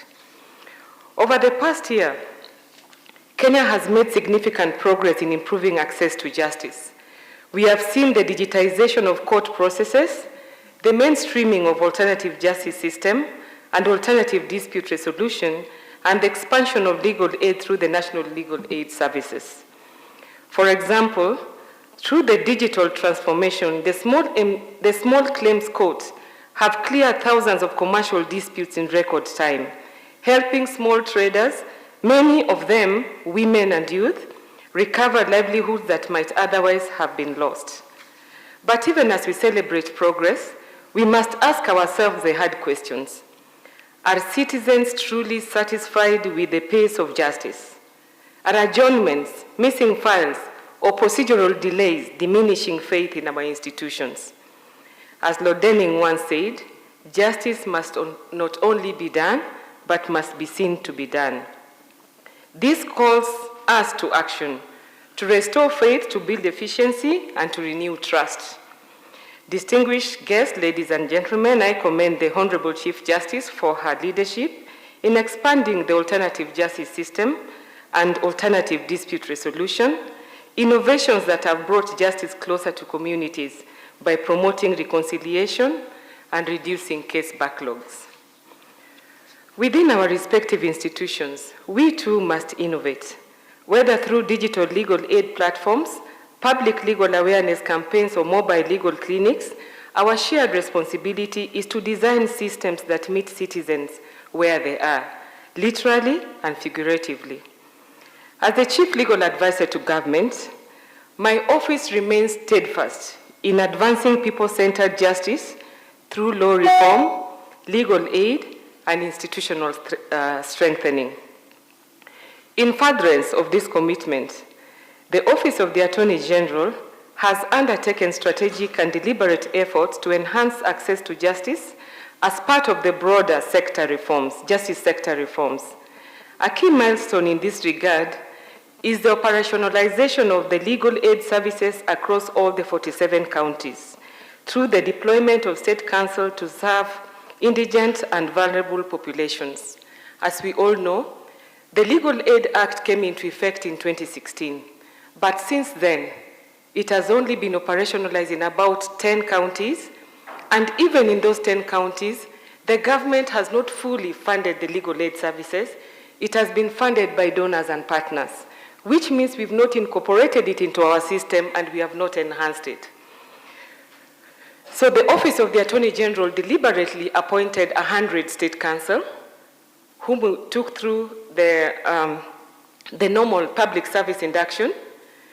The Chief Justice graciously inducted them for 2 months, and from 18th of November, in fact from the 2nd of November, every county has 2 legal aid officers.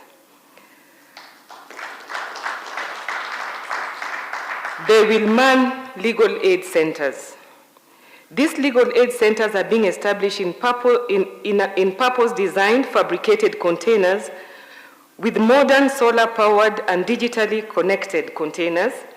Each center will host state counsel supported by clerks and administrative staff and will provide free legal assistance in key thematic areas including land disputes. As we sit today, there are 15,000 cases against the government being handled by the Office of the Attorney General.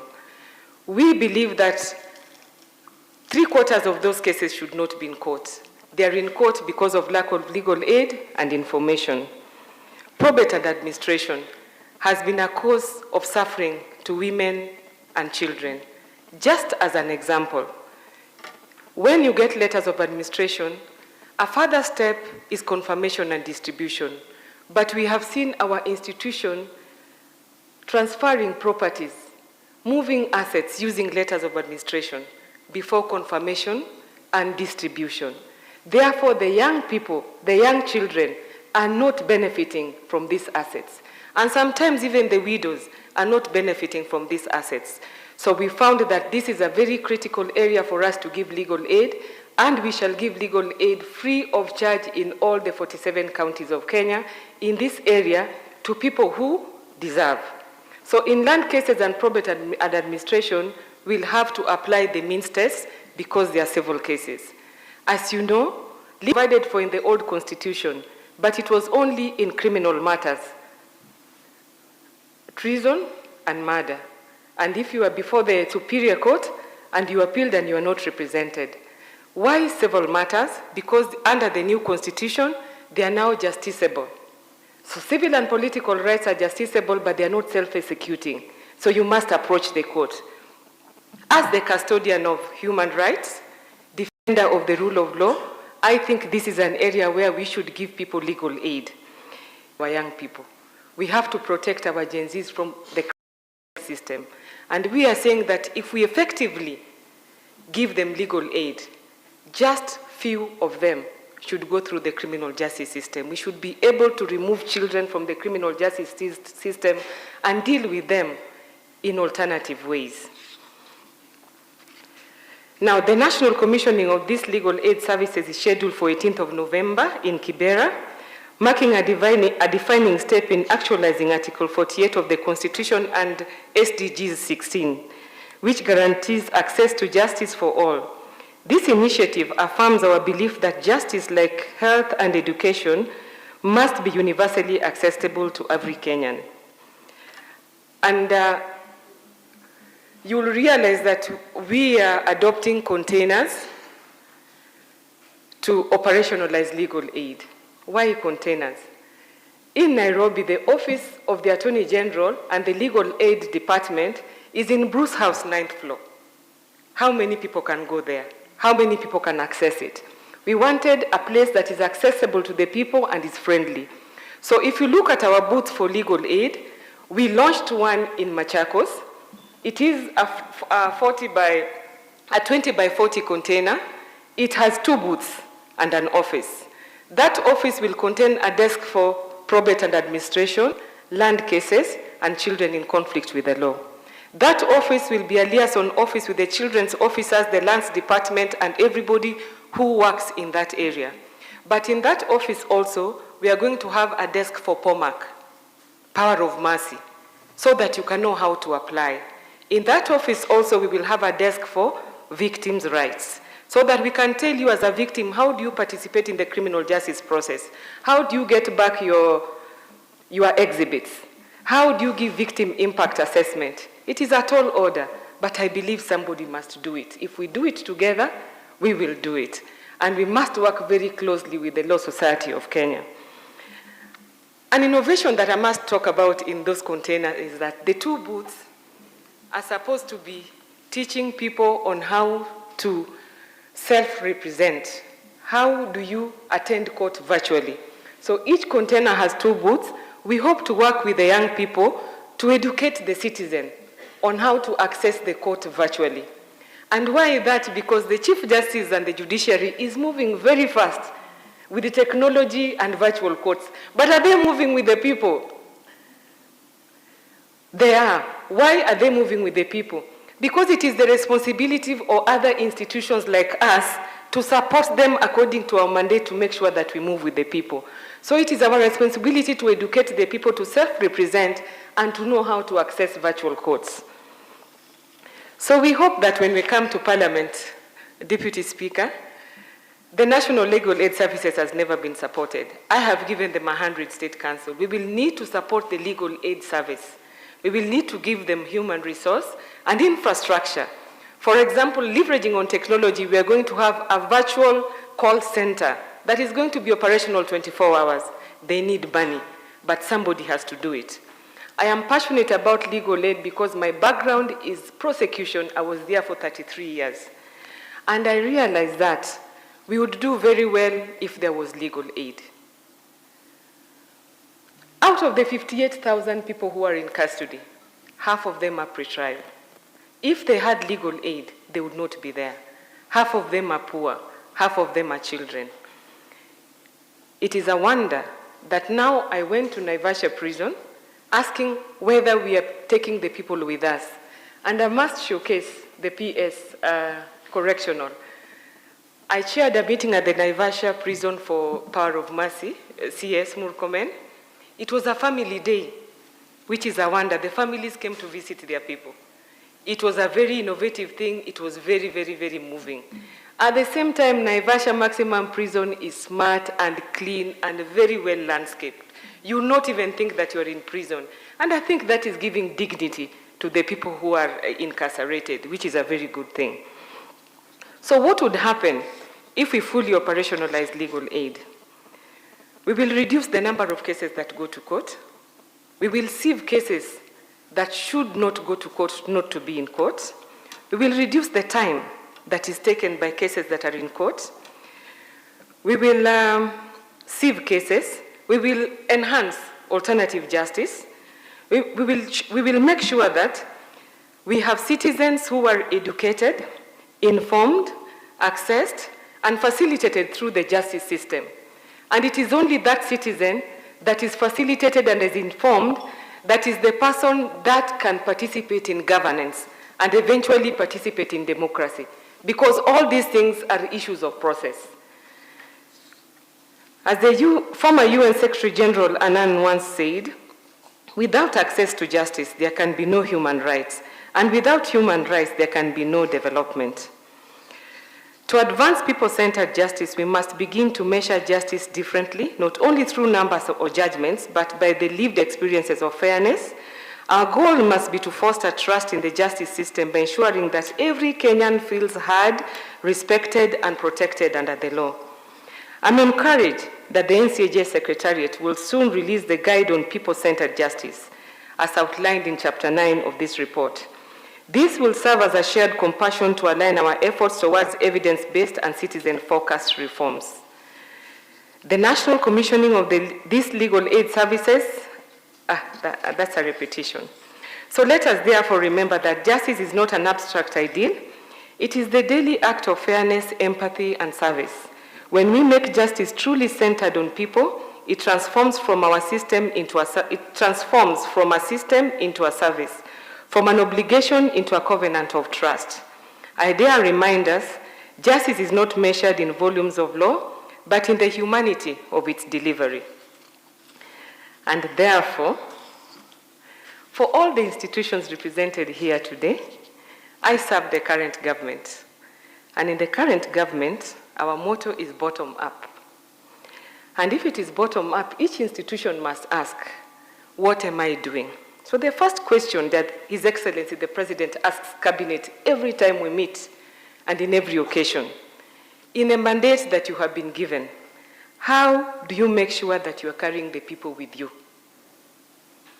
Secondly, how are you making sure that your policies like this one meet ordinary life?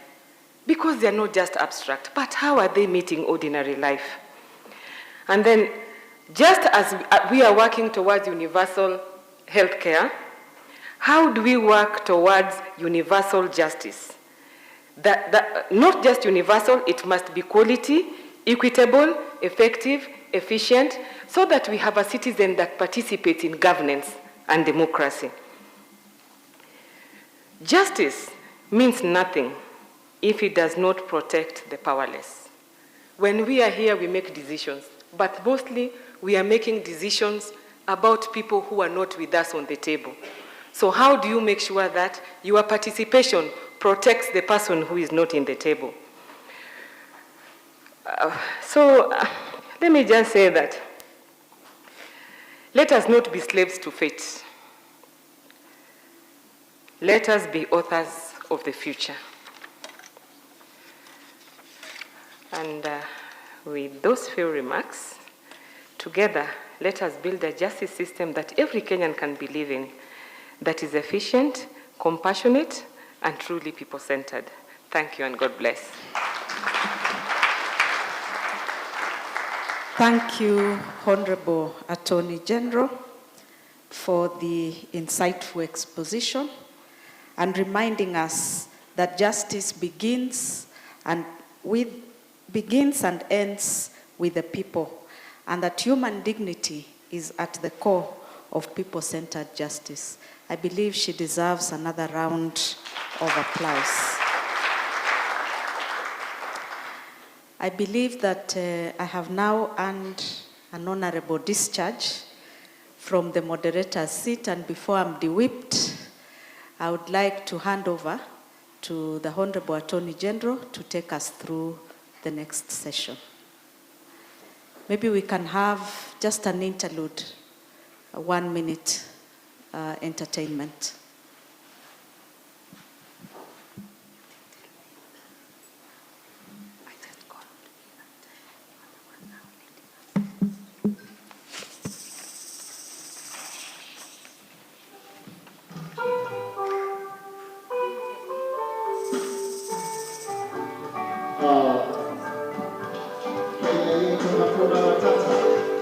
Mahakama zetu hazina matata na viongozi wetu hawana matata.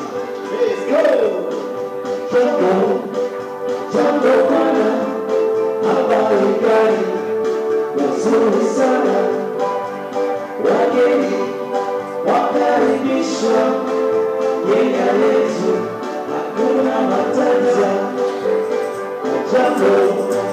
Jambo bwana, habari gani? Nzuri sana.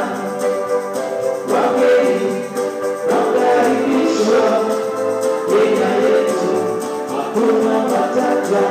Kenya nchi nzuri, hakuna matata. Nchi ya kupendeza, hakuna matata. Nchi yenye rotuba, hakuna matata. Jambo wote, hakuna matata. Thank you. As we all know, in Kenya we practice liberal democracy. And in liberal democracy, it is democracy by? What is it? By? Which people? By the people? And? How does it start?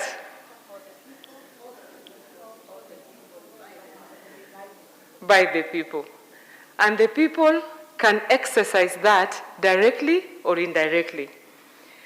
In Kenya, the National Assembly represents the representation of the people. They make laws that the judiciary then interprets and the executive enforces. It would be remiss of us to conclude this gathering if we do not hear from the representative of the people.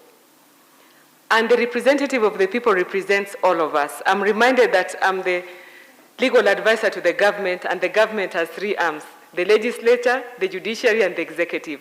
So I'm also your legal advisor. I would be happy to hear from you as my principal, like any other person, on your thoughts of today's meeting, and secondly, on how you can support the institution to move forward.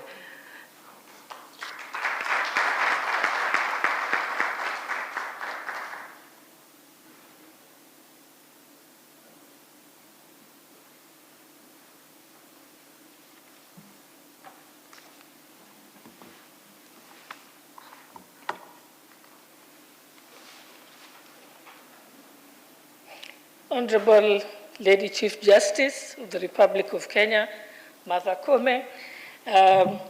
Before I start, I would like to seek your indulgence to give me the permission to ride on the protocols already established herein. Thank you very much. So if I'm accused of editing my boss's speech, I shall say I got a Supreme Court order. Yes. and I will read as given to me by the Right Honorable the Speaker, Dr. Moses Wetangula, who was not able to come today, but he sends his compliments. And it goes like this: it gives me great pleasure to join you this morning for the launch of the Administration of Justice in Kenya Annual Report and the Monitoring, Evaluation and Learning Guiding Framework. The gathering is another demonstration of our country's collective commitment to the justice system that is fair, accessible, responsive, and to the needs of the people. Allow me, at the onset, to commend the National Council on the Administration of Justice and the leadership of the Chief Justice for creating a platform that brings together all arms of government and partners in pursuit of one common goal: a just Kenya founded on the rule of law. The theme of my remarks this morning is enhancing the legal, regulatory, and financing framework to support the administration of justice goes to the heart of a sustainable justice delivery. A strong justice system rests not only on the integrity of the institutions, but also on the soundness of the laws and financial structures that sustain it. As the National Assembly, our constitutional role is clear: representation to make laws, allocate resources, and exercise oversight to ensure that the administration of justice operates with a robust enabling framework. Ladies and gentlemen, in this regard, I'm pleased to report that two critical pieces of legislation are currently under consideration before Parliament, both aimed at reinforcing the judiciary's institutional and human capacity. First is the Judges' Retirement Benefits Bill, National Assembly Bill number 27 of 2025. This is a historic and progressive piece of legislation that seeks to secure the welfare and dignity of our retired judicial officers. This bill recognizes that justice does not end when one leaves the bench. Those who have faithfully served the Republic deserve the comfort and security befitting their service. The bill has undergone the first reading. It has also completed public participation during this recess that has just ended, and the report of the relevant departmental committee will be tabled before the House this week. The National Assembly stands ready to consider and pass this important law. Secondly, there is the Kenya Judiciary Academy Bill, National Assembly Bill number 42 of 2025, which seeks to anchor the Judiciary Academy into law. The bill will institutionalize judicial training, promote research, and enhance the professional competence of judicial officers and other actors in the justice sector. This investment in knowledge is an investment in justice itself. As Parliament, we view the ongoing bills not just as statutory obligations, but as commitments to strengthening the rule of law and supporting the judiciary and the entire justice sector in its noble mission. Honorable colleagues and esteemed guests, through this legislation, Parliament recognizes that an efficient justice system is one that evolves through knowledge, research, innovation geared towards serving and safeguarding the overriding interests and well-being of our bosses, who are the good people of the Republic of Kenya who elect us, and from whom both Parliament and Judiciary are exercising delegated authority. I am reminded of the famous words of Justice Louis Badris, who posed thus: the most important political office is that of the private citizen. In our context, empowering judicial officers through structured learning is an investment in the citizens' right to justice. Beyond legislation, we must continue refining the regulatory environment that governs justice delivery, from case management procedures, digitization, court processes, access to legal aid, and the regulation of professional standards. Regulation, however, should not be a barrier to justice. It should be a bridge that ensures efficiency, fairness, and accountability. As Winston Churchill said, if you make 10,000 regulations, you will destroy all respect for law.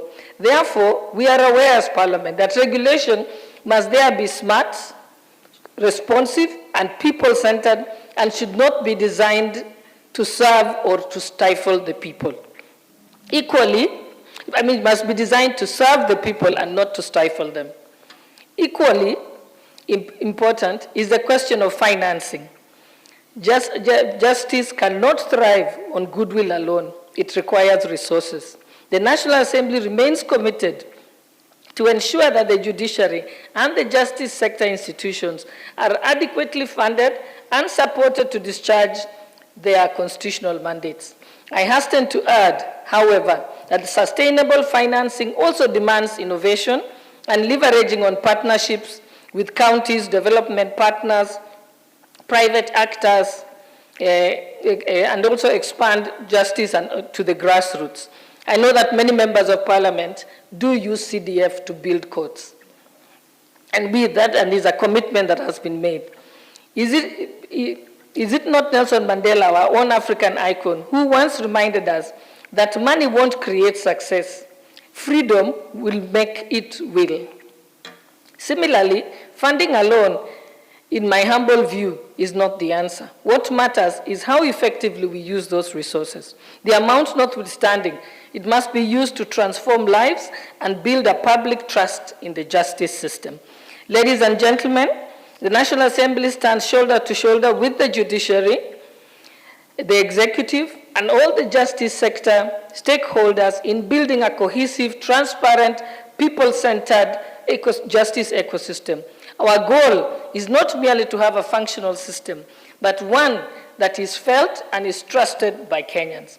Let us never forget that justice is not abstract. It is implemented in people's lives on a daily basis.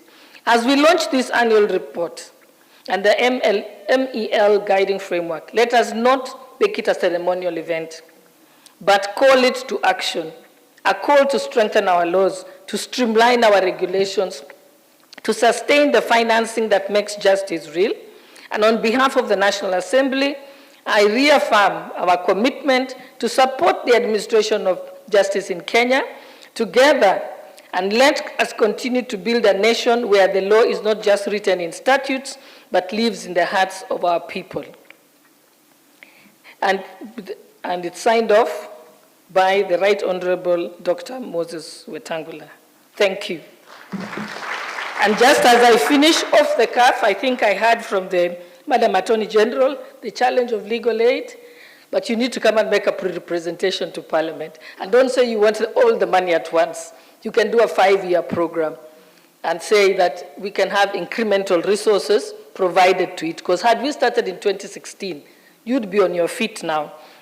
And the teaching, self-representation is important. And let's be innovative. Those are innovative programs. I think that's what I took home today from what you said. But most importantly, let's use every space we have. Huduma centers. Train people who can go to our cybers. Because where does a mwananchi go when they want to do something? They go to either Huduma center or to the local cyber.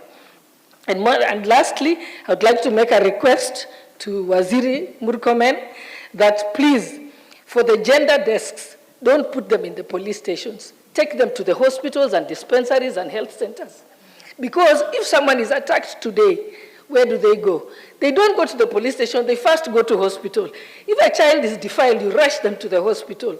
So why take them to the hospital, then go back for a P3 form? Because that is causing a lot of injustice. And a victim cannot be taken back to forth. I think we had put in this request before, and we are still waiting to see if that, we are still requesting that do happen. Thank you, and God bless you all.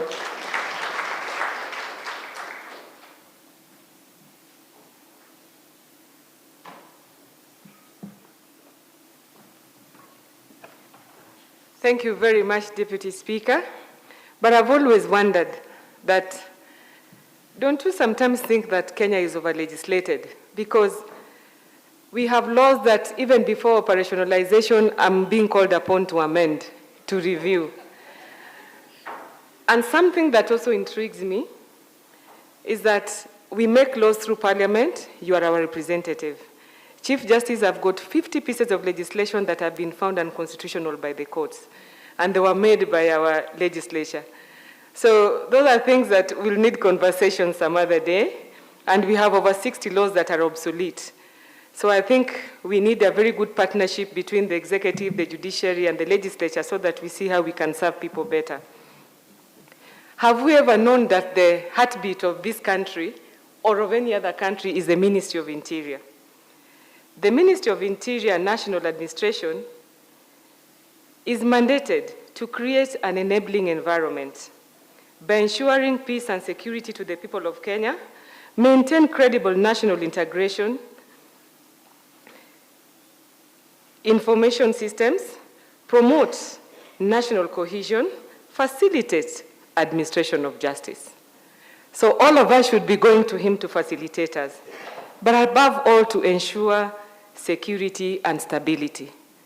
Most of the things that create wars in countries are about religion, about tribes, about age, about wealth. But the Minister of Interior is mandated to make sure that he brings everybody together on a stable ground. It has been said that it doesn't matter how much we develop. If there is no peace, if there is no stability, it is useless.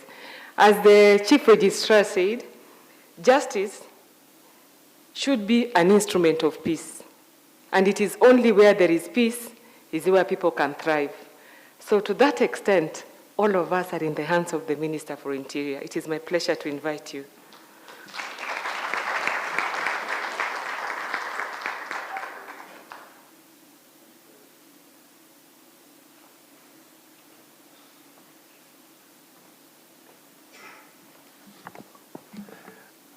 The Chief Justice and the President of the Supreme Court, Honorable Martha Koome, the Deputy Speaker of the National Assembly, and my teacher, Honorable Gladys Boshole, the Attorney General of the Republic of Kenya, Honorable Dorcas Oduor, the representative of the Committee of JLAC, the Registrar, the IG, the PS, and the leaders who are present.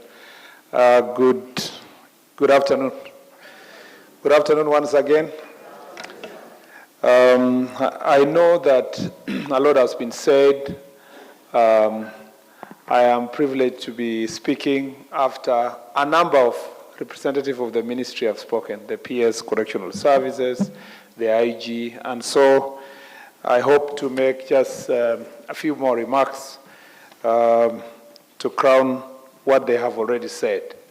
But let me start by appreciating the Chief Justice as the chair of this NCAJ for inviting me to this very important meeting.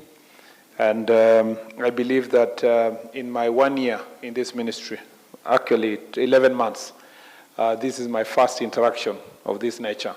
And I hope that in the remaining period of time of service in this ministry, I will have an opportunity to interact even more with you, because that is extremely important in terms of facilitating rule of law.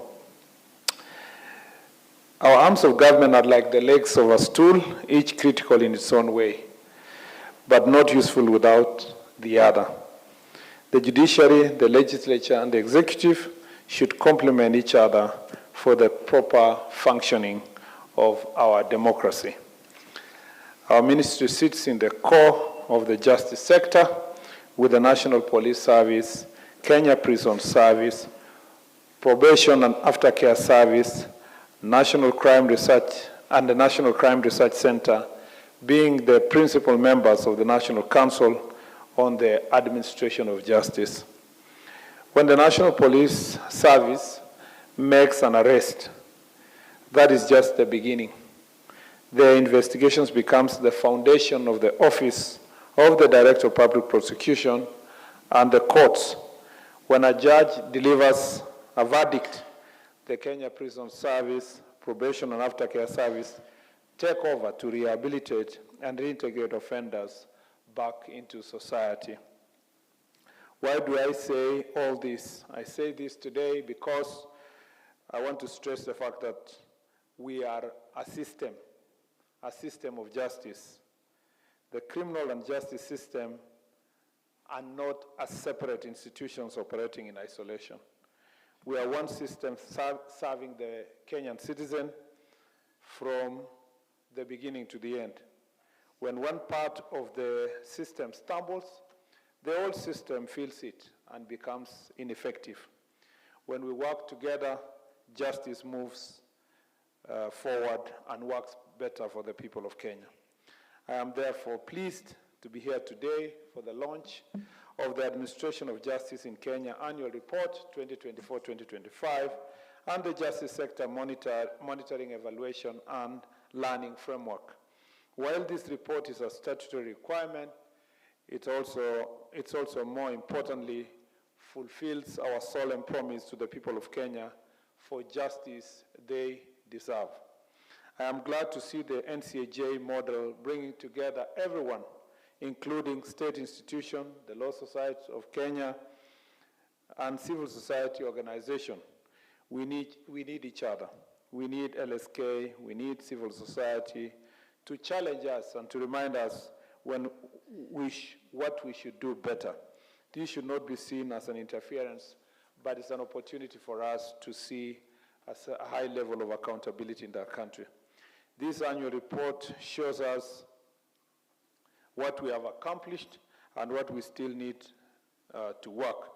But today's launch on the Justice Sector Monitoring, Evaluation and Learning Framework is equally important because it will help us measure something Kenya are deeply care about, the speed of justice in Kenya, the delivery of justice in Kenya.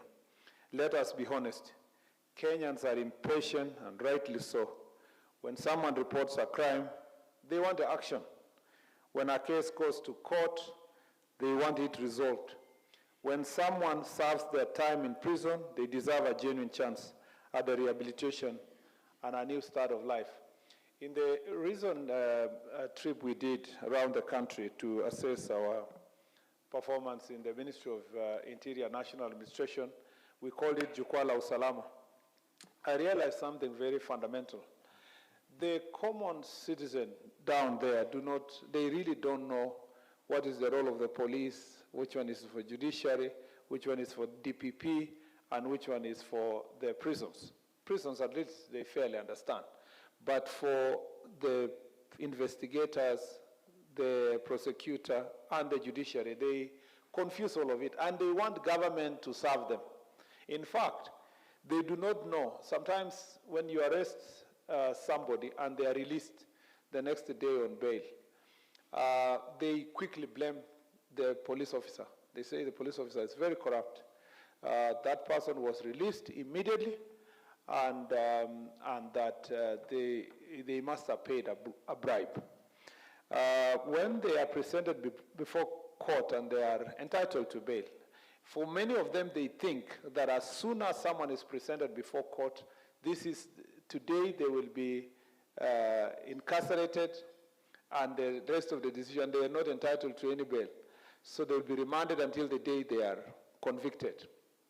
And they wonder why this is being debated. So at the end of the day, when someone is taken to court and then they are released on bail and they come home, the first thing they do is that this government is corrupt. And they do not know the Chief Justice. They only know that the government of William Ruto is corrupt. It has nothing to do with the judge. It has nothing to do with so they know only one government and one country. And I think this is the reality. I mean, sometimes we are lawyers, we are, speaking a lot of good English in courts and in such fora, but the reality on the ground is that people do not know the so-called separation of powers. Important as it may be in terms of functioning, they know that we are one government, one country, that they expect justice from us. And therefore, this should really be a basis for all of us to come together. When the Judicial Service Act speaks of efficient and effectiveness, these are not just buzzwords. They mean delivering results quickly, meaning speedy investigations, prompt trials, and effective rehabilitation. This is because delayed justice is not just only frustrating, but also very dangerous. The rising cases of mob justice is basically as a result of frustrated population, that they want justice immediately and soon. And so it is very dangerous for law and order and for the well-being of the country. If they feel that justice system doesn't work, they become impatient. And then you see rising cases of mob justice across the country. In fact, I dare say some of the mob justice cases are actually encouraged by the police, you know, and I am admitting from a point of knowledge, because the police will tell the citizens, you think you will get justice? This thing will drag in court for another 10 years. Tafuteni njia ingine bwana ujiokoe. And njia ingine, they don't say it, but they are actually encouraging that if you can sort this matter, then it will be better. In fact, in most cases where people are arrested, taken to court, they are released, they are taken to court, they are released, there are high chances that the police actually will be probing the public to say, do something. And then they will come back and do investigations. And when you tell them, when will they, when you ask them what is the status of this matter, they say investigation is still ongoing, which is the statement I read every time I go to Parliament. And the most repeated statement is investigations is still going on. So it's important to expedite processes of justice. Otherwise, you know, it can destabilize a country and it can lead to a disorderly nation. When cases drag for years, public confidence in the justice system is eroded. When the guilty walk free, communities generally feel abandoned, and when rehabilitation fails, then the cycle continues. I know we don't always agree. Sometimes the ministry questions why certain cases move slowly. Sometimes it's the courts that question why police take time to investigate a matter. Sometimes correctional services wonder why they don't get enough resources. But this is what I want to emphasize today. We need to strengthen our partnerships. A nation is not made peaceful by force alone, nor more laws alone, but by harmony between both. Security without accountability diminishes justice. Justice without security cannot flourish in any country. You can carry a court order actually around, and if you don't have enforcement mechanism and a secure nation to enforce a court order, then it can be a beautiful piece of paper without a proper secure nation that can actually turn that court order to become proper results. So we have cases where people have very good court orders about going back to their farms, or, you know, taking back their property and so forth. And if you don't have a proper, if you have gangs occupying somebody's land in Machakos, for example, or somewhere in Nandi or Kisumu, and you have a beautiful court order, and the police are unable to remove those gangs, and because of breaking of law and order, then it becomes very dangerous for a nation. And really, that is why I continue emphasizing. I wonder, there used to be a principle in first year law class, especially Constitutional Law 101, that a judge always is alive to the circumstance they face, and therefore they take what is called judicial notice. And it's assumed that judicial notice doesn't have to be brought up by any lawyer or a litigant in court. The judge should just be alive to the fact that, because we live in this society, if there is a flourishing of the many gangs in the country, or people burning property, you don't need anyone to alert you to say that if you release this person back to the society, there is a fear that you know, the particular situation will continue. So judicial notice is also very important. And it's also important to just know what's happening around, you know. And you can only know that if we can talk. It doesn't have to influence your decision per se, but it helps you to make sure that you have a role beyond just making pronouncements. You have a role to ensure that the society is safe. I don't want to, let me just say this. I learned one thing, Madam Chief Justice, let me say this, that politics is the most hardening profession. Very. In fact, if you want to hire a very hardened person to do a very difficult job, just get somebody who has ever been elected before and survived an election. In fact, if they get re-elected, the better. And that process, once it hardens people, you can handle anything. I found sometimes that because judges and advocates and journalists are fairly shielded from criticism on this part, they are the most sensitive people. The slightest of criticism of an article that has been written by a journalist, they become extremely irritated. If you criticize a judge for his decision, it is always considered the worst sin. In fact, it is almost considered that you are interfering with judicial independence. But we get criticized all the time, caricatured, our children are mentioned, people say that we will visit them, Anguka Nayo and all that. And we keep just, moving and moving. And I think that, I hope that there will be a training somewhere that can help the other arms of government to go through this same process so that we can all of us accept to sit together and critique the decisions we have and we make so that we can make our country a better place. So when we identify problems, let us approach them as partners. Police reforms must continue to emphasize service, partnership, and professionalism. An efficient police service makes the entire justice sector more efficient. But that efficiency starts with how officers treat citizens at the first point of contact. There goes, and also that goes with the courts. Quick, well-reasoned judgments don't just resolve individual cases, they also help deter future crime and send a message that justice works. An effective correctional service that actually rehabilitates offenders prevents tomorrow crimes today by breaking the cycle of repeat offenses. Ladies and gentlemen, as you may be aware, we ended our national wide security and service delivery dialogues known as Jukwaa la Usalama. To make just three, I just want to make very, very few remarks or lessons that we learned from this process. Number one is that we cannot survive or operate in isolation. We cannot continue protecting our turf. In fact, Chief Justice, I think we need to amend, even though the Attorney General said that we have too many laws, we need to amend the National Council, the Principal Act, which is the Judiciary, what's it called? Judicial Service Act, yes.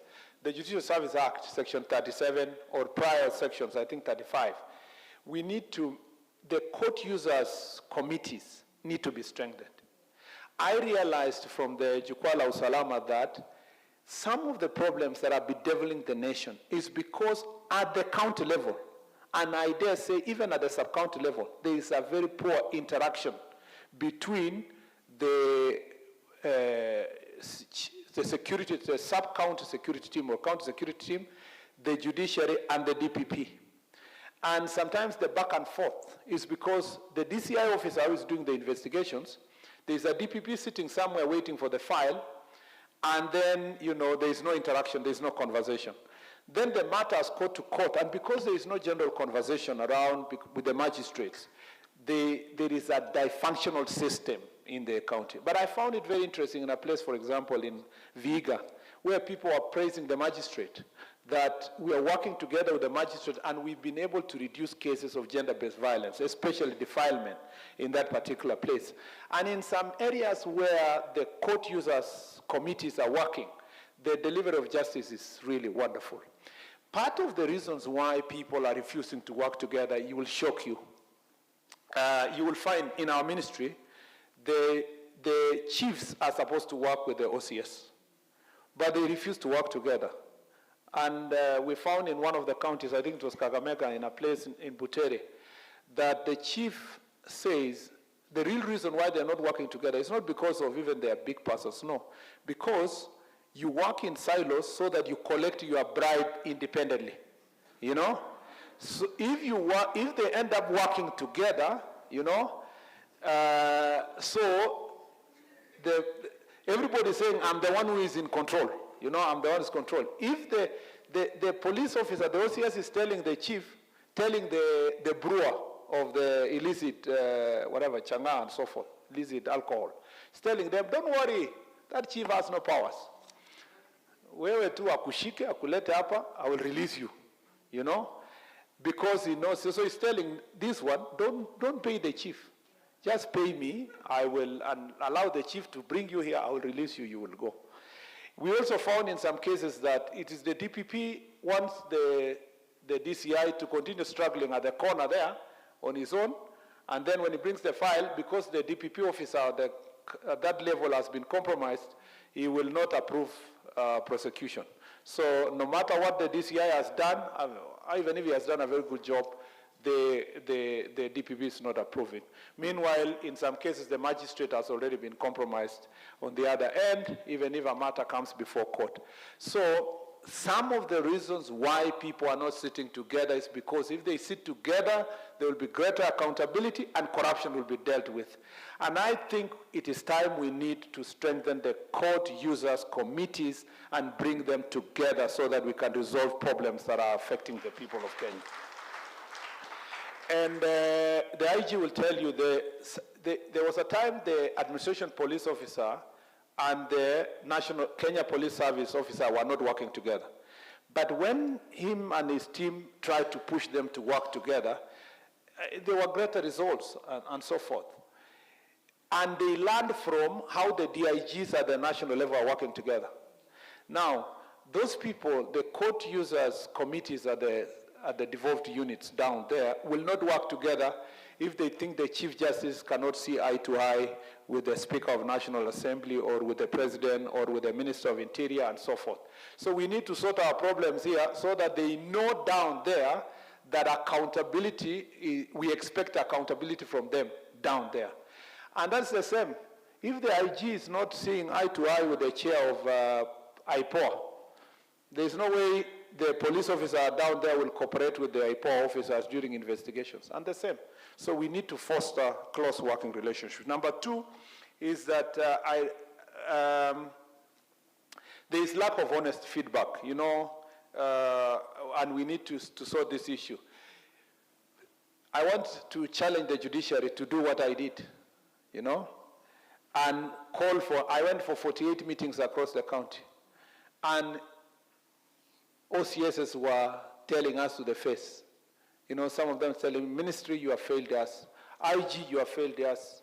The IG was being told to the face, how can you transfer somebody to Tana River and stay there for 15 years? How can you punish officers? How is the police station like this? How can you give us only fuel, 450 liters, and expect us to serve them? To the face. And some of the things now we are working on, the reforms, came from the stakeholders from the ground. Citizens in this Jukwaa la Usalama Forum were telling the OCSs, they were even telling us openly, this OCS is very corrupt. You know, this one, it takes bribes. And others were saying, please don't transfer this OCS. It's one of our best OCSs in this area. And some of the changes IG has done is as a result of this direct interaction. I want to dare the judiciary to hold only 1, 2, 3 public barazas in every county. You will be shocked, Chief Justice. I want you to take one day, call a big baraza in somewhere in Laikipia and sit down and tell Wananchi, 1 to 1,000 people, just talk about judiciary here. You will be shocked about the feedback, and it will help you to make things better. The reason why in the past we have not made progress in the security sector and the judicial sector is because we have shrouded in ministry. We clothe ourselves and say security is very, you know, is a very guarded area. We can't just parade the IG out there. It is important for us to look for honest feedback from the members of public. Number 3 is that we must face corruption directly and on the face. We should not hide. The question of corruption is in all the sectors. There are magistrates who are corrupt, there are judges who are corrupt, there are police officers who are corrupt, there are prison officers who are corrupt, there are ministers who are corrupt, there are PSs who are corrupt, and we need to face it openly without hiding and defending our places. And then the underfunding thing is cross-cutting across. The judiciary is underfunded. The police are underfunded. Some of police stations are too old. They are not functioning. We don't have vehicles that are serving the magistrates and so forth. And that's serving the judiciary, the administrators, and many, many others. So it is something that I agree entirely with the report that, with the report that there is underfunding. And you know why? During budget cuts, and this parliament should hear this, the places quickly where we lose money is this sector, because their money they don't look like a road, a water sector, a budget. Their budget looks like, training. They say cut training first. Then we come back and say our police officers during Mandamano, they are unable to manage the crowd. But you removed their training money. They've never been trained for 10 years on how to handle crowd. They don't know how to do this. Capacity building and many other issues. So our money look like soft resources, but that they're extremely important in this sector to maintain law and order. Please, Parliament, let's work together with the Treasury to make sure this is sorted. We also realize that we need to discuss this bail terms issue and the operationalization of Article 49 properly.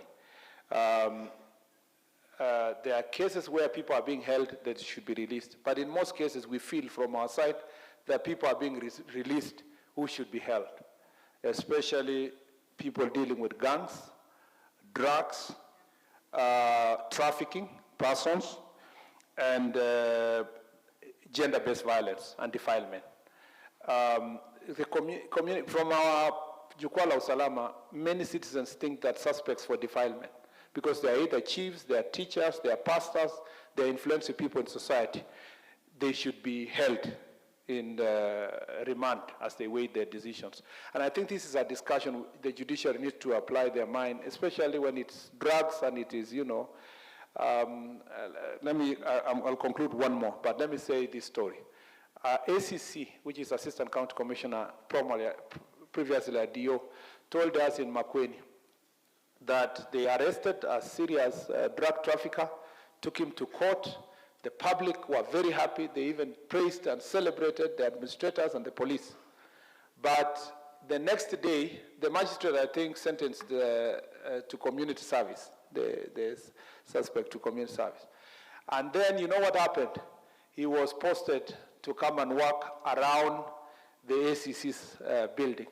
So when wananchi passed around, they said, kumbe ule mtu tulishika, huyu anaenda kupigia chakula huyu dio kwa kwake. They never understood that they were serving community service. It's something we need to discuss and work on. And lastly, digitization is a sector that many Kenyans really appreciate. The judiciary want to congratulate you, Chief Justice. You are ahead of the rest. And that's why we are working very hard in the prisons. We lost lives in between the road between Baragoy and Maralal because prisoners were being taken to court in a situation where perhaps if it was a virtual court, we would have avoided because the road was already dangerous with bandits on the way. And it is important to note that digitization will make a big difference. We're working with the police service to make sure that we have digital OB, the instant finding system, and so forth. This is a subject that also this committee should work on. I think if I continue reading this speech, I'll take too much time, and you will not like me on my first day. Let me say that I'm very happy to be here. I look forward to a stronger partnership between this ministry and yourselves, and let's work together. I think, as my last closing remarks, I think, and this is for our judges, I think a judge, and being a member of this profession, who is properly trained and sufficiently confident, doesn't fear even sitting with the president, doesn't fear sitting with that opposition leader, because they know that they are guided by the law when they make their decision. But this idea that if you see the Chief Justice sitting with the president or sitting with a leader of opposition, they are having a chat, you make an assumption that, they are already compromised. It's the very reason why people are closing themselves in different areas, because they fear that if they sit in a particular place, they will be compromised. That is the same reason why the president of the Law Society of Kenya ran away from this committee to solve problems, because as soon as her name came out, they say she's been compromised. We cry that we want justice for the victims, for people who are downtrodden. And when we pick people like the president of the Law Society of Kenya to come there and resolve those issues they have been criticizing government for, then we're criticizing them for being there to act. And I think it is unfortunate. We need to make sure that we are properly trained as lawyers to interact with anybody, including across the, a lawyer for the defendant and for the applicant are always taking tea together. And so why not? Why can judiciary and the executive and the legislature sit down and thrash out issues that will promote justice in our country? I thank you. God bless you.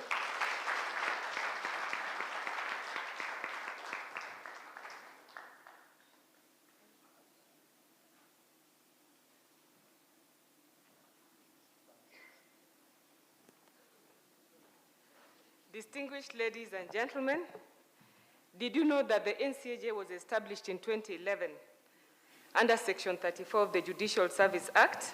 It was formally launched on the 11th of August 2011, and it provides that the Chief Justice shall be the chair of the NCAJ, and it is for a reason. The Chief Justice is the head of the judiciary. She is also the head of the NCAJ, and she's the chair of the Judicial Service Commission. Particularly as the head of the judiciary, because the role of the judiciary in a democracy is to uphold the Constitution and to protect the rights and liberties of the people by impartially resolving disputes and ensuring that laws are applied fairly. It acts as a check on the executive and the legislature.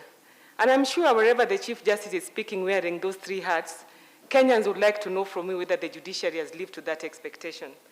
I have served with you because you chair me in the NCAJ, you chair me in the JSC, and you also are the head of the judiciary, and I'm the titular head of the bar.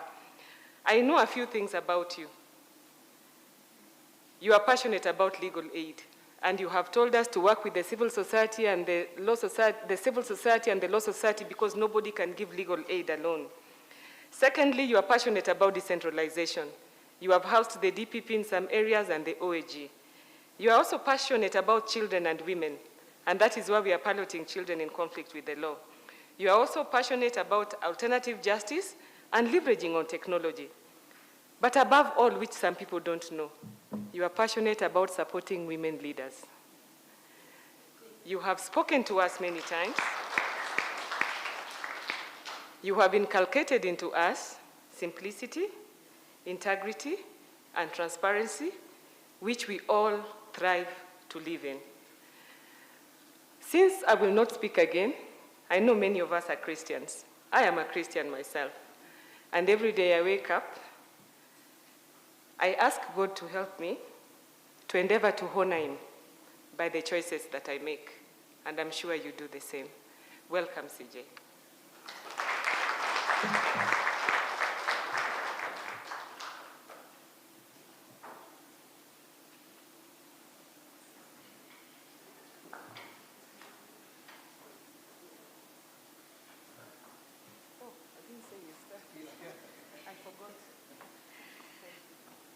Thank you very much. Please, may we be seated.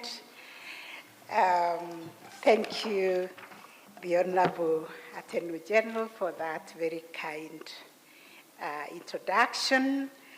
Thank you, our very special guest this morning, read by our Honorable Deputy Speaker. Thank you, our CS. Thank you, all the speakers this morning, our very, very distinguished guests. I recognize all of you for being here and the work you do to make the wheels of justice move. A very good afternoon, everybody. Oh, wow, we are so honored to have all of you and for the wonderful, wonderful speeches that underscore the need for our continued collaboration in the quest for justice.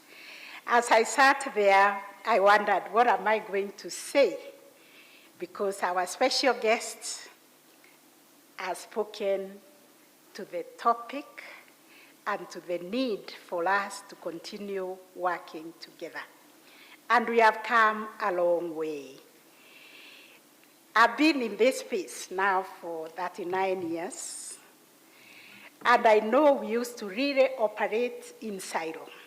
The judiciary alone, the police alone, the DPP alone, the AG alone, and how it was difficult because we kept on blaming each other when things did not work. We never even came to celebrate when things worked.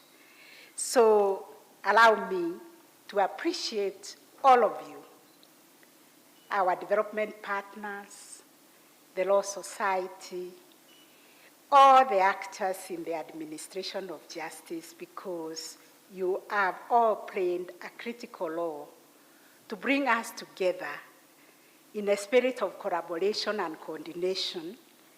And by, we are eliminating competition because we are realizing that we are all owning a critical part of this, we call it chain link, and it is always as strong as it is at the weakest point.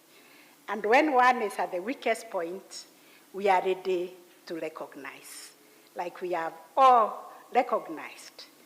Our weakest point is the fight against corruption in our society, and we must address it, all of us. We called you, our CS, as a special guest because we recognized what you did in Jukwaa ya Usalama. We always do it as the judiciary. You remember in January we had the Judiciary Dialogue Day. And at the Court Users Committee, we are always trying to bring everybody together. But what Jukwaa did was to energize the police, the chiefs, and everybody to take the rightful position at the Court Users Committee. And there they will be asking, why are things not working? So thank you very much for that, because that brought out the need for a complete Marshall Plan for the justice sector. It is an expensive venture for us to build those police stations, to build those courts. The other day, a young judicial officer was giving us our own experience of going to work in those courts where we do not have an infrastructure, and she has to walk with her high heels to a pit latrine with her tight skirt and her high heels. So, I mean, it's the same. So we need this infrastructure, both for the police stations, for our prisons, and for our courts. So allow me to adopt and write on the protocols and say to all of you, thank you for taking time to join us to launch the two landmark justice sector documents that define our collective achievements and strategic direction of our justice sector. We agreed along the way that we are all champions of justice, that everybody wants to experience justice, and therefore it is a common good. The Administration of Justice in Kenya Annual Report 2024-2025 and the monitoring evaluation and learning guiding framework for Kenya's justice sector is a contribution and a journey we have all walked together. I want to thank the committees of NCAJ. You have been thanked before, you have been recognized, but this is really your effort because our secretariat is very thin. I've never seen a secretariat that is so thin on the ground in terms of human resource capital and also financial capital, but it is able to deliver so much. Let us really appreciate these committees and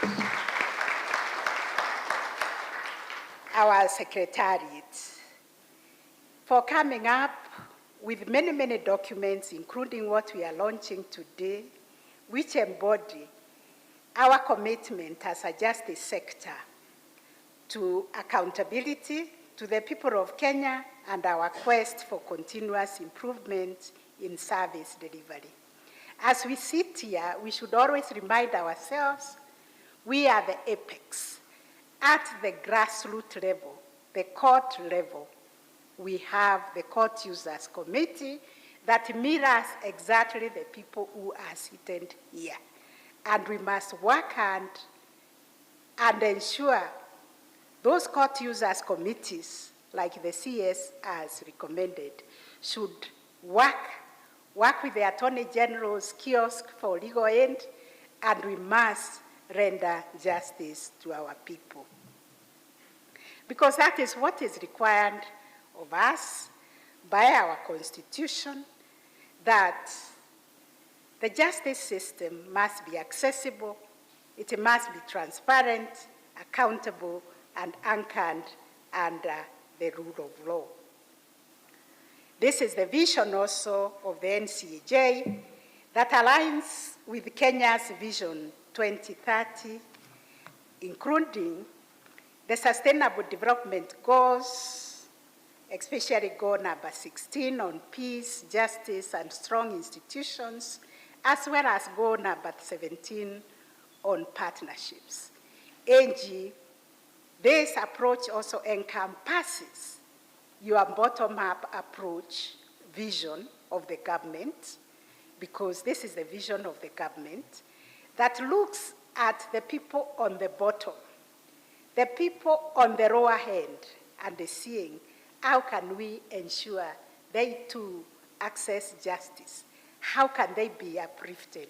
How can they live a life of dignity?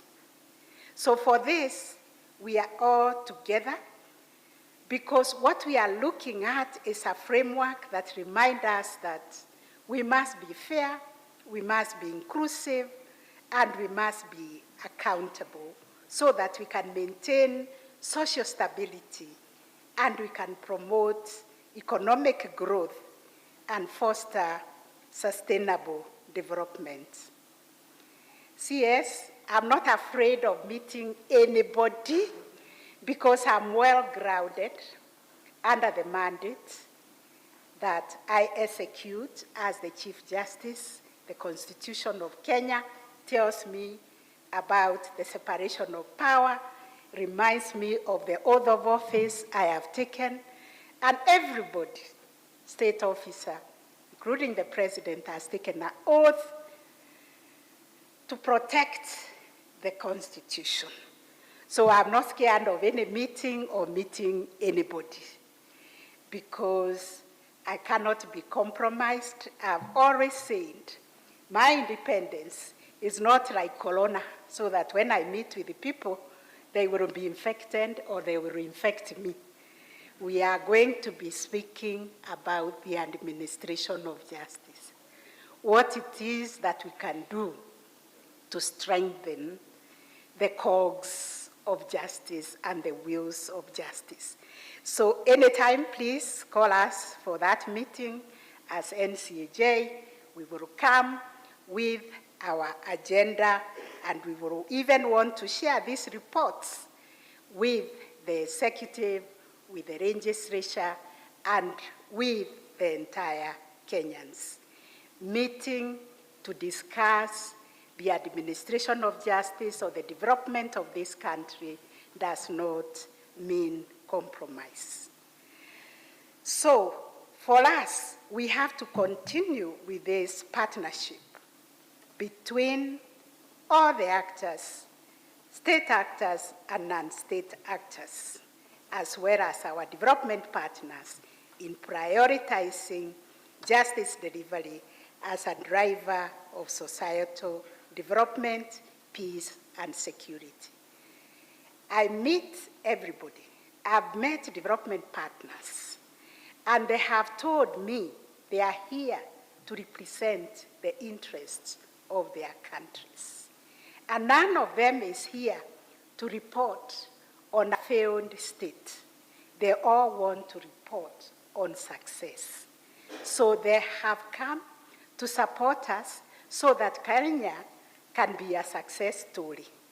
Kenya can be a case study for the rest of the continent where they come for benchmarking. And indeed, I have received in the judiciary many, many delegations coming to benchmark on one thing or another, including this collaboration within NCAJ, because they are wondering how they can have the court users committees, how they can have a children's month like we are in today, thinking about the children in the justice sector. How can they have a strategy that deals with the vulnerable, the SGBV, and the children? So we have many good best practices to share, and we are so grateful for our development partners because they have continued to encourage us. So among the notable achievements for the last financial year was the development of 2 pioneering frameworks that advance integrity and sustainability within the justice sector. We want to remind ourselves of these 2 very, very pioneering frameworks: the Anti-Corruption Strategic Guiding Framework for Kenya's justice sector. For us, this marked a major milestone in the sector's collective resolve to combat corruption and economic crimes.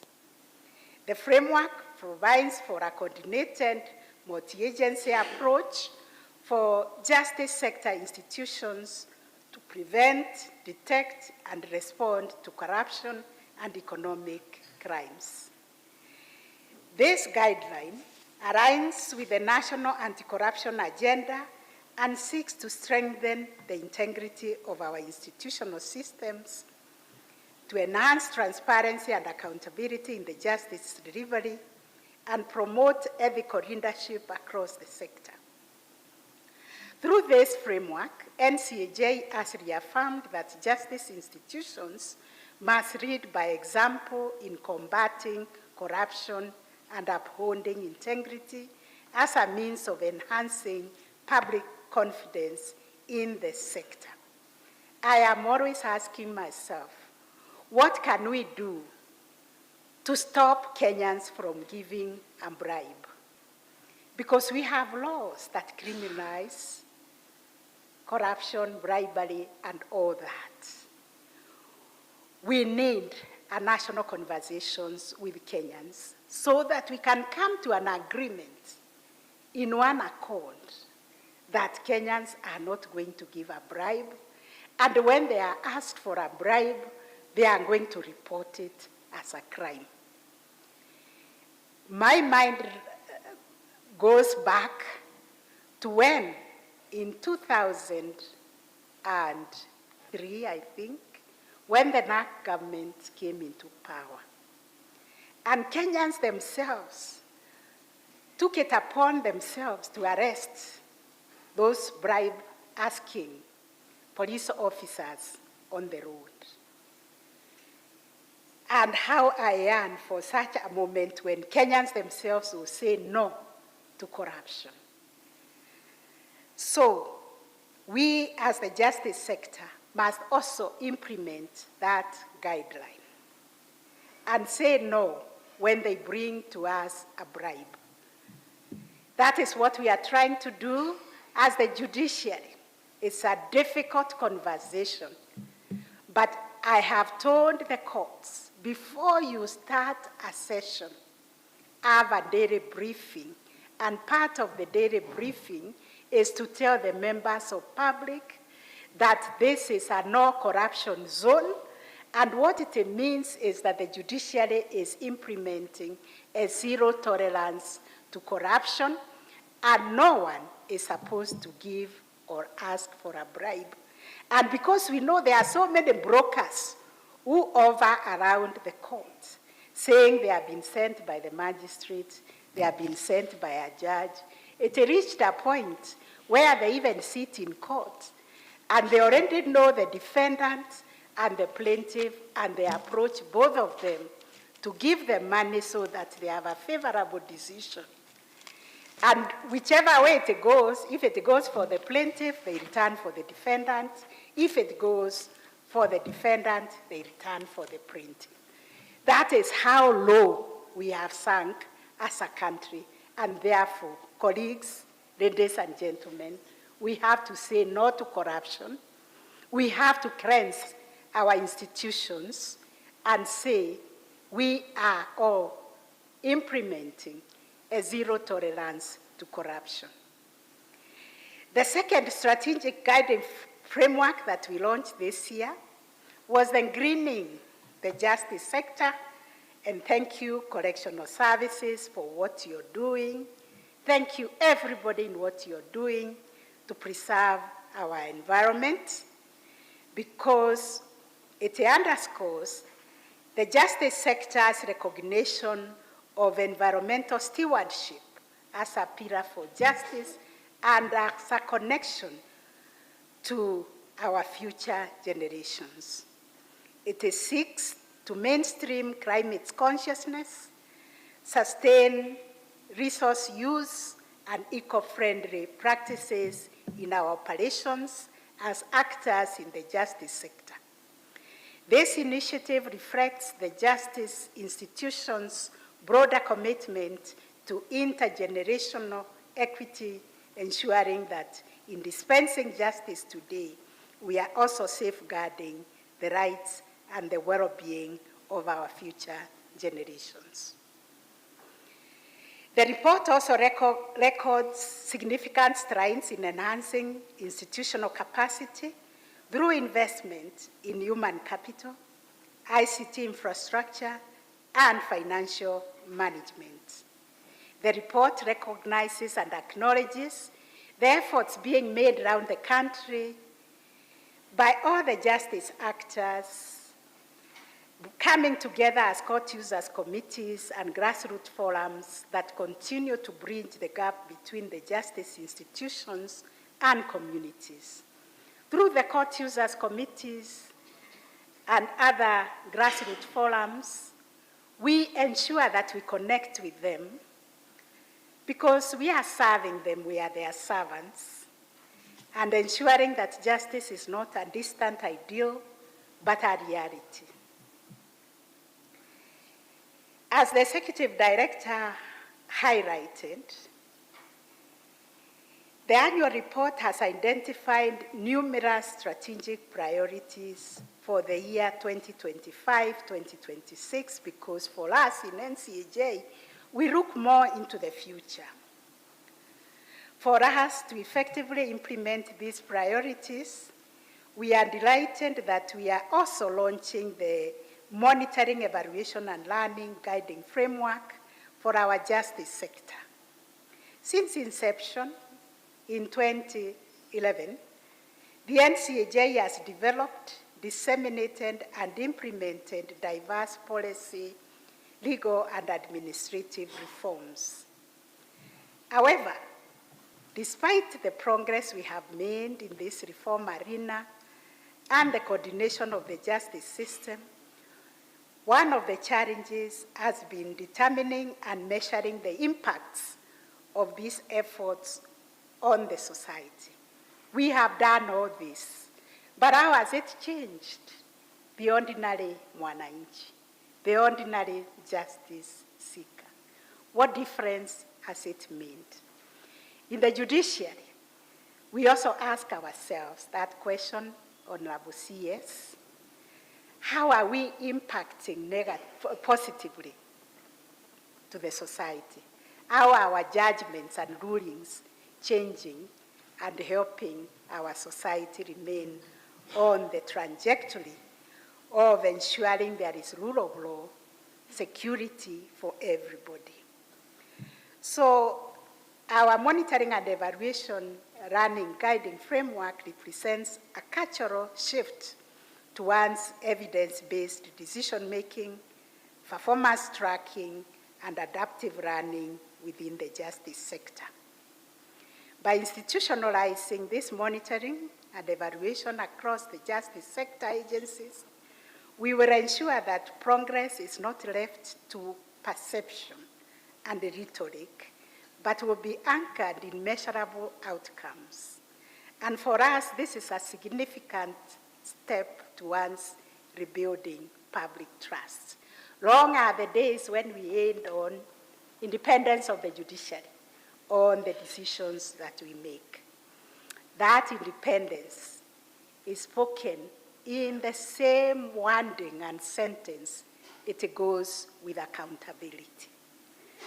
So looking ahead to the year 2025-2026, we at NCAJ remain committed to deepening reforms and consolidating our achievements and working together to support each other. We have very little resources in the judiciary, especially for legal aid, for our pro bono briefs. But Honorable Attorney General, we have said we are ready to give you that budget, which comes to the judiciary, so that you manage the pro bono, the legal aid services also in the judiciary. Because we appreciate that is your mandate. We just came in to fill in the gap when the legal aid was not working. Now that you have operationalized it, please, CRJ, transfer that budget to her and let her administer pro bono and the entire legal aid services, because that is your mandate. So our strategic priorities will include, among other things, upscaling the fight against corruption, and this I'm happy to note. The IG also, my brother, you were able to launch the anti-corruption committees within the police stations. It's a good step. Let us start somewhere. Digitize the OB so that we know the people who are being taken to the police station, they are recorded in the OB, which we can all track. And soon, you're also going to have a policy on the decision to arrest, like the ODPP, as a policy on decision to charge. We are talking about accountability, isn't it? So we are making some strides, and we are happy about that. We are working on the NCAJ bill, Madam Deputy Speaker, and I want to thank Ms. Jedida Waroyo, who has helped us to fast-track that bill so that NCAJ can stand on its own. I can assure you, where we stand under the JES Act, NCAJ, we don't even have a budget. The little budget you give to JSC to run the entire JSC is divided between JSC, NCAJ, and Kenya Judiciary Academy. But thanks be to all of you, our partners, we've been able to get this far. Madam Jedida Waroyo has worked very hard with the committee that is looking at the NCAJ bill. And I now urge the leadership of the National Assembly present to support us to have that bill passed so that NCAJ can have its own budget, can have its own structure and system that can be able to support all this work of coordination. When I look at the NCAJ, I actually see a ministry, a whole ministry on coordination. So, but without a budget. So please, National Assembly, also please consider, like Honorable Mogaka said, to pass the recommendations that we made on the Penal Code and the Criminal Procedure Code, which were already submitted for consideration by the National Assembly. This will help us. I don't want to go there. You all highlighted. These are colonial relics carrying some of these offenses which are so burdensome to us as a country and also to the people of this country. So as we move forward, we will continue to enhance digital integration. We will continue to promote interoperability of ICT systems. We are willing, as we accommodated Wandirifu and our ODPP, we are willing to accommodate the Attorney General and even the police, the prisons, and everybody so that we can harness our data to facilitate coordinated, efficient, and transparent justice processes. I also urge all the justice sector institutions to enhance their own M&E functions for effective implementation of this sector's guiding framework.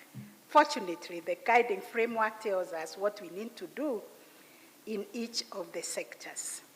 And to conclude, our collective vision is to nurture a justice system that is people-centered, that is transparent and is transformative. One that upholds the rule of law, protects rights and freedoms, and contributes meaningfully to national unity, peace, and prosperity. This is indeed the essence of a justice system that is provided for in our Constitution and has been reinforced by our strategic and global commitments. I take this opportunity to express my deepest appreciation to all the NCAJ member institutions, the NCAJ Secretariat, the working committees, the court users committees for their handwork and collaboration.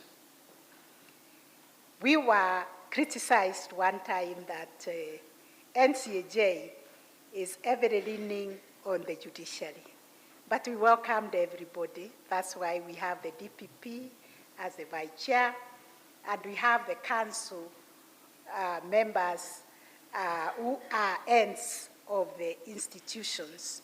But this is by the design of the Court Users Committee that is run by the judiciary that generates all the issues that we deal with. At NCAJ, we always say the more the merrier. Everybody is welcome at the NCAJ.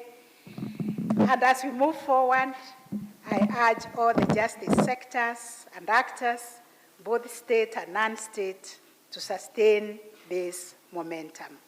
Let us continue to resource and implement the priority programs outlined in the report and also in the MEL framework we are launching.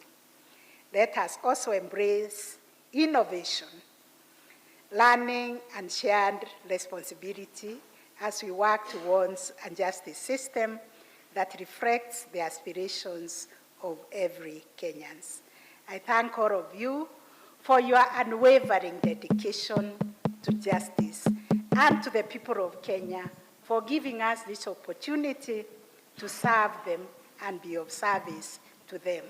May our shared efforts continue to build a just, peaceful, and prosperous nation. I thank you all. and God bless you.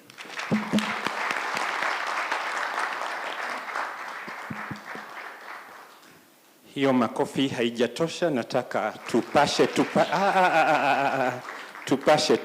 Kupasha ni ile tupashe, tumwagushie moja, mbili. Asante sana Honorable Chief Justice, asante sana our special guests, asante sana council members. We are indeed delighted for gracing this occasion. We are delighted for the speeches. We are indeed very happy. With your permission, Honorable Chief Justice.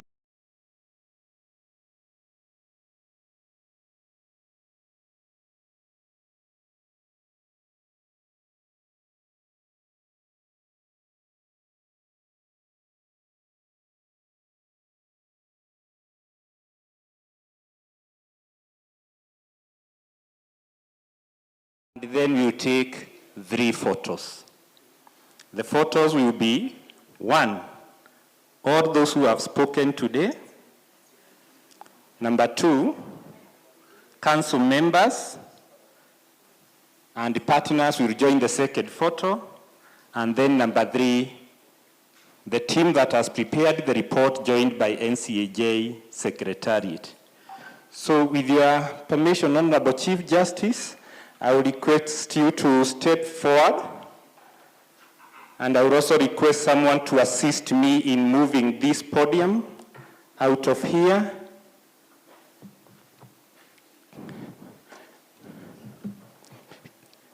Secretariat team, kindly share the 3 reports to those who have spoken today. We will share the rest of the documents.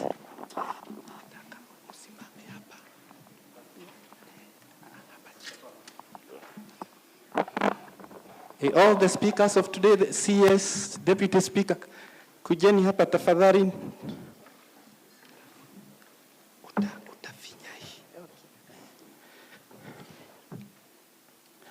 Thank you.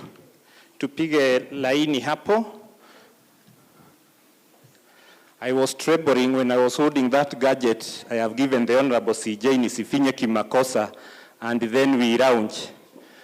And I was thinking she will instruct the Inspector General I be arrested, but I'm lucky today. Wale wameongea wote tusimame hapo nyuma.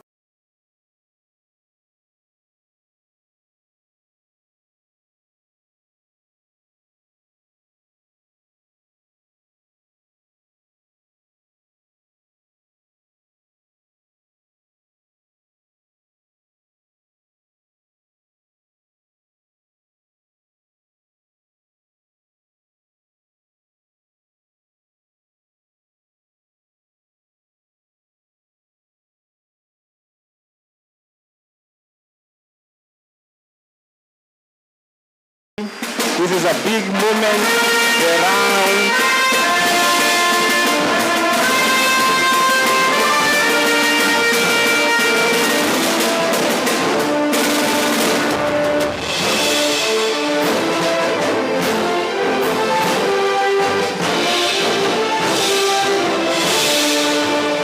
Asante. Ladies and gentlemen, it is now time to go and implement the priority programs.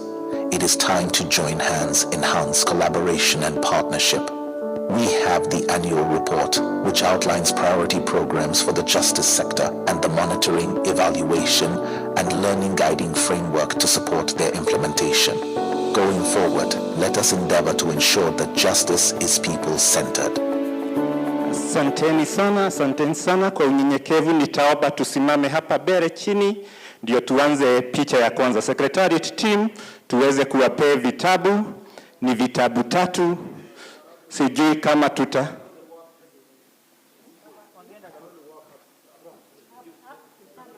Okay. I'm guided to kujue hapa juu.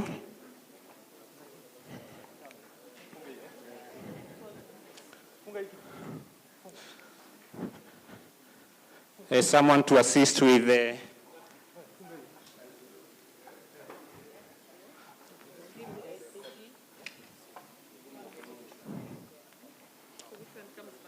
nisaidie. I like the way our esteemed guest wanauliza ni gani itakuja ya kwanza, ama washike zote pamoja na mikono yote.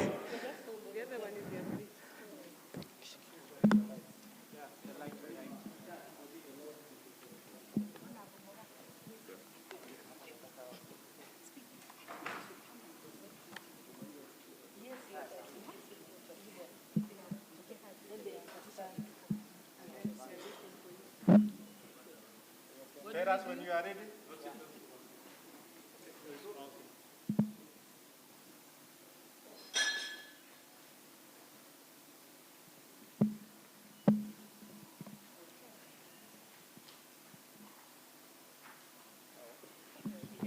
We request that we remain there for the council members to kindly join the team for the photo. Kindly, we are only having 3 photos joined by NCAJ chairpersons, Justice Genye, Justice Madeka, Justice Mabea, partners.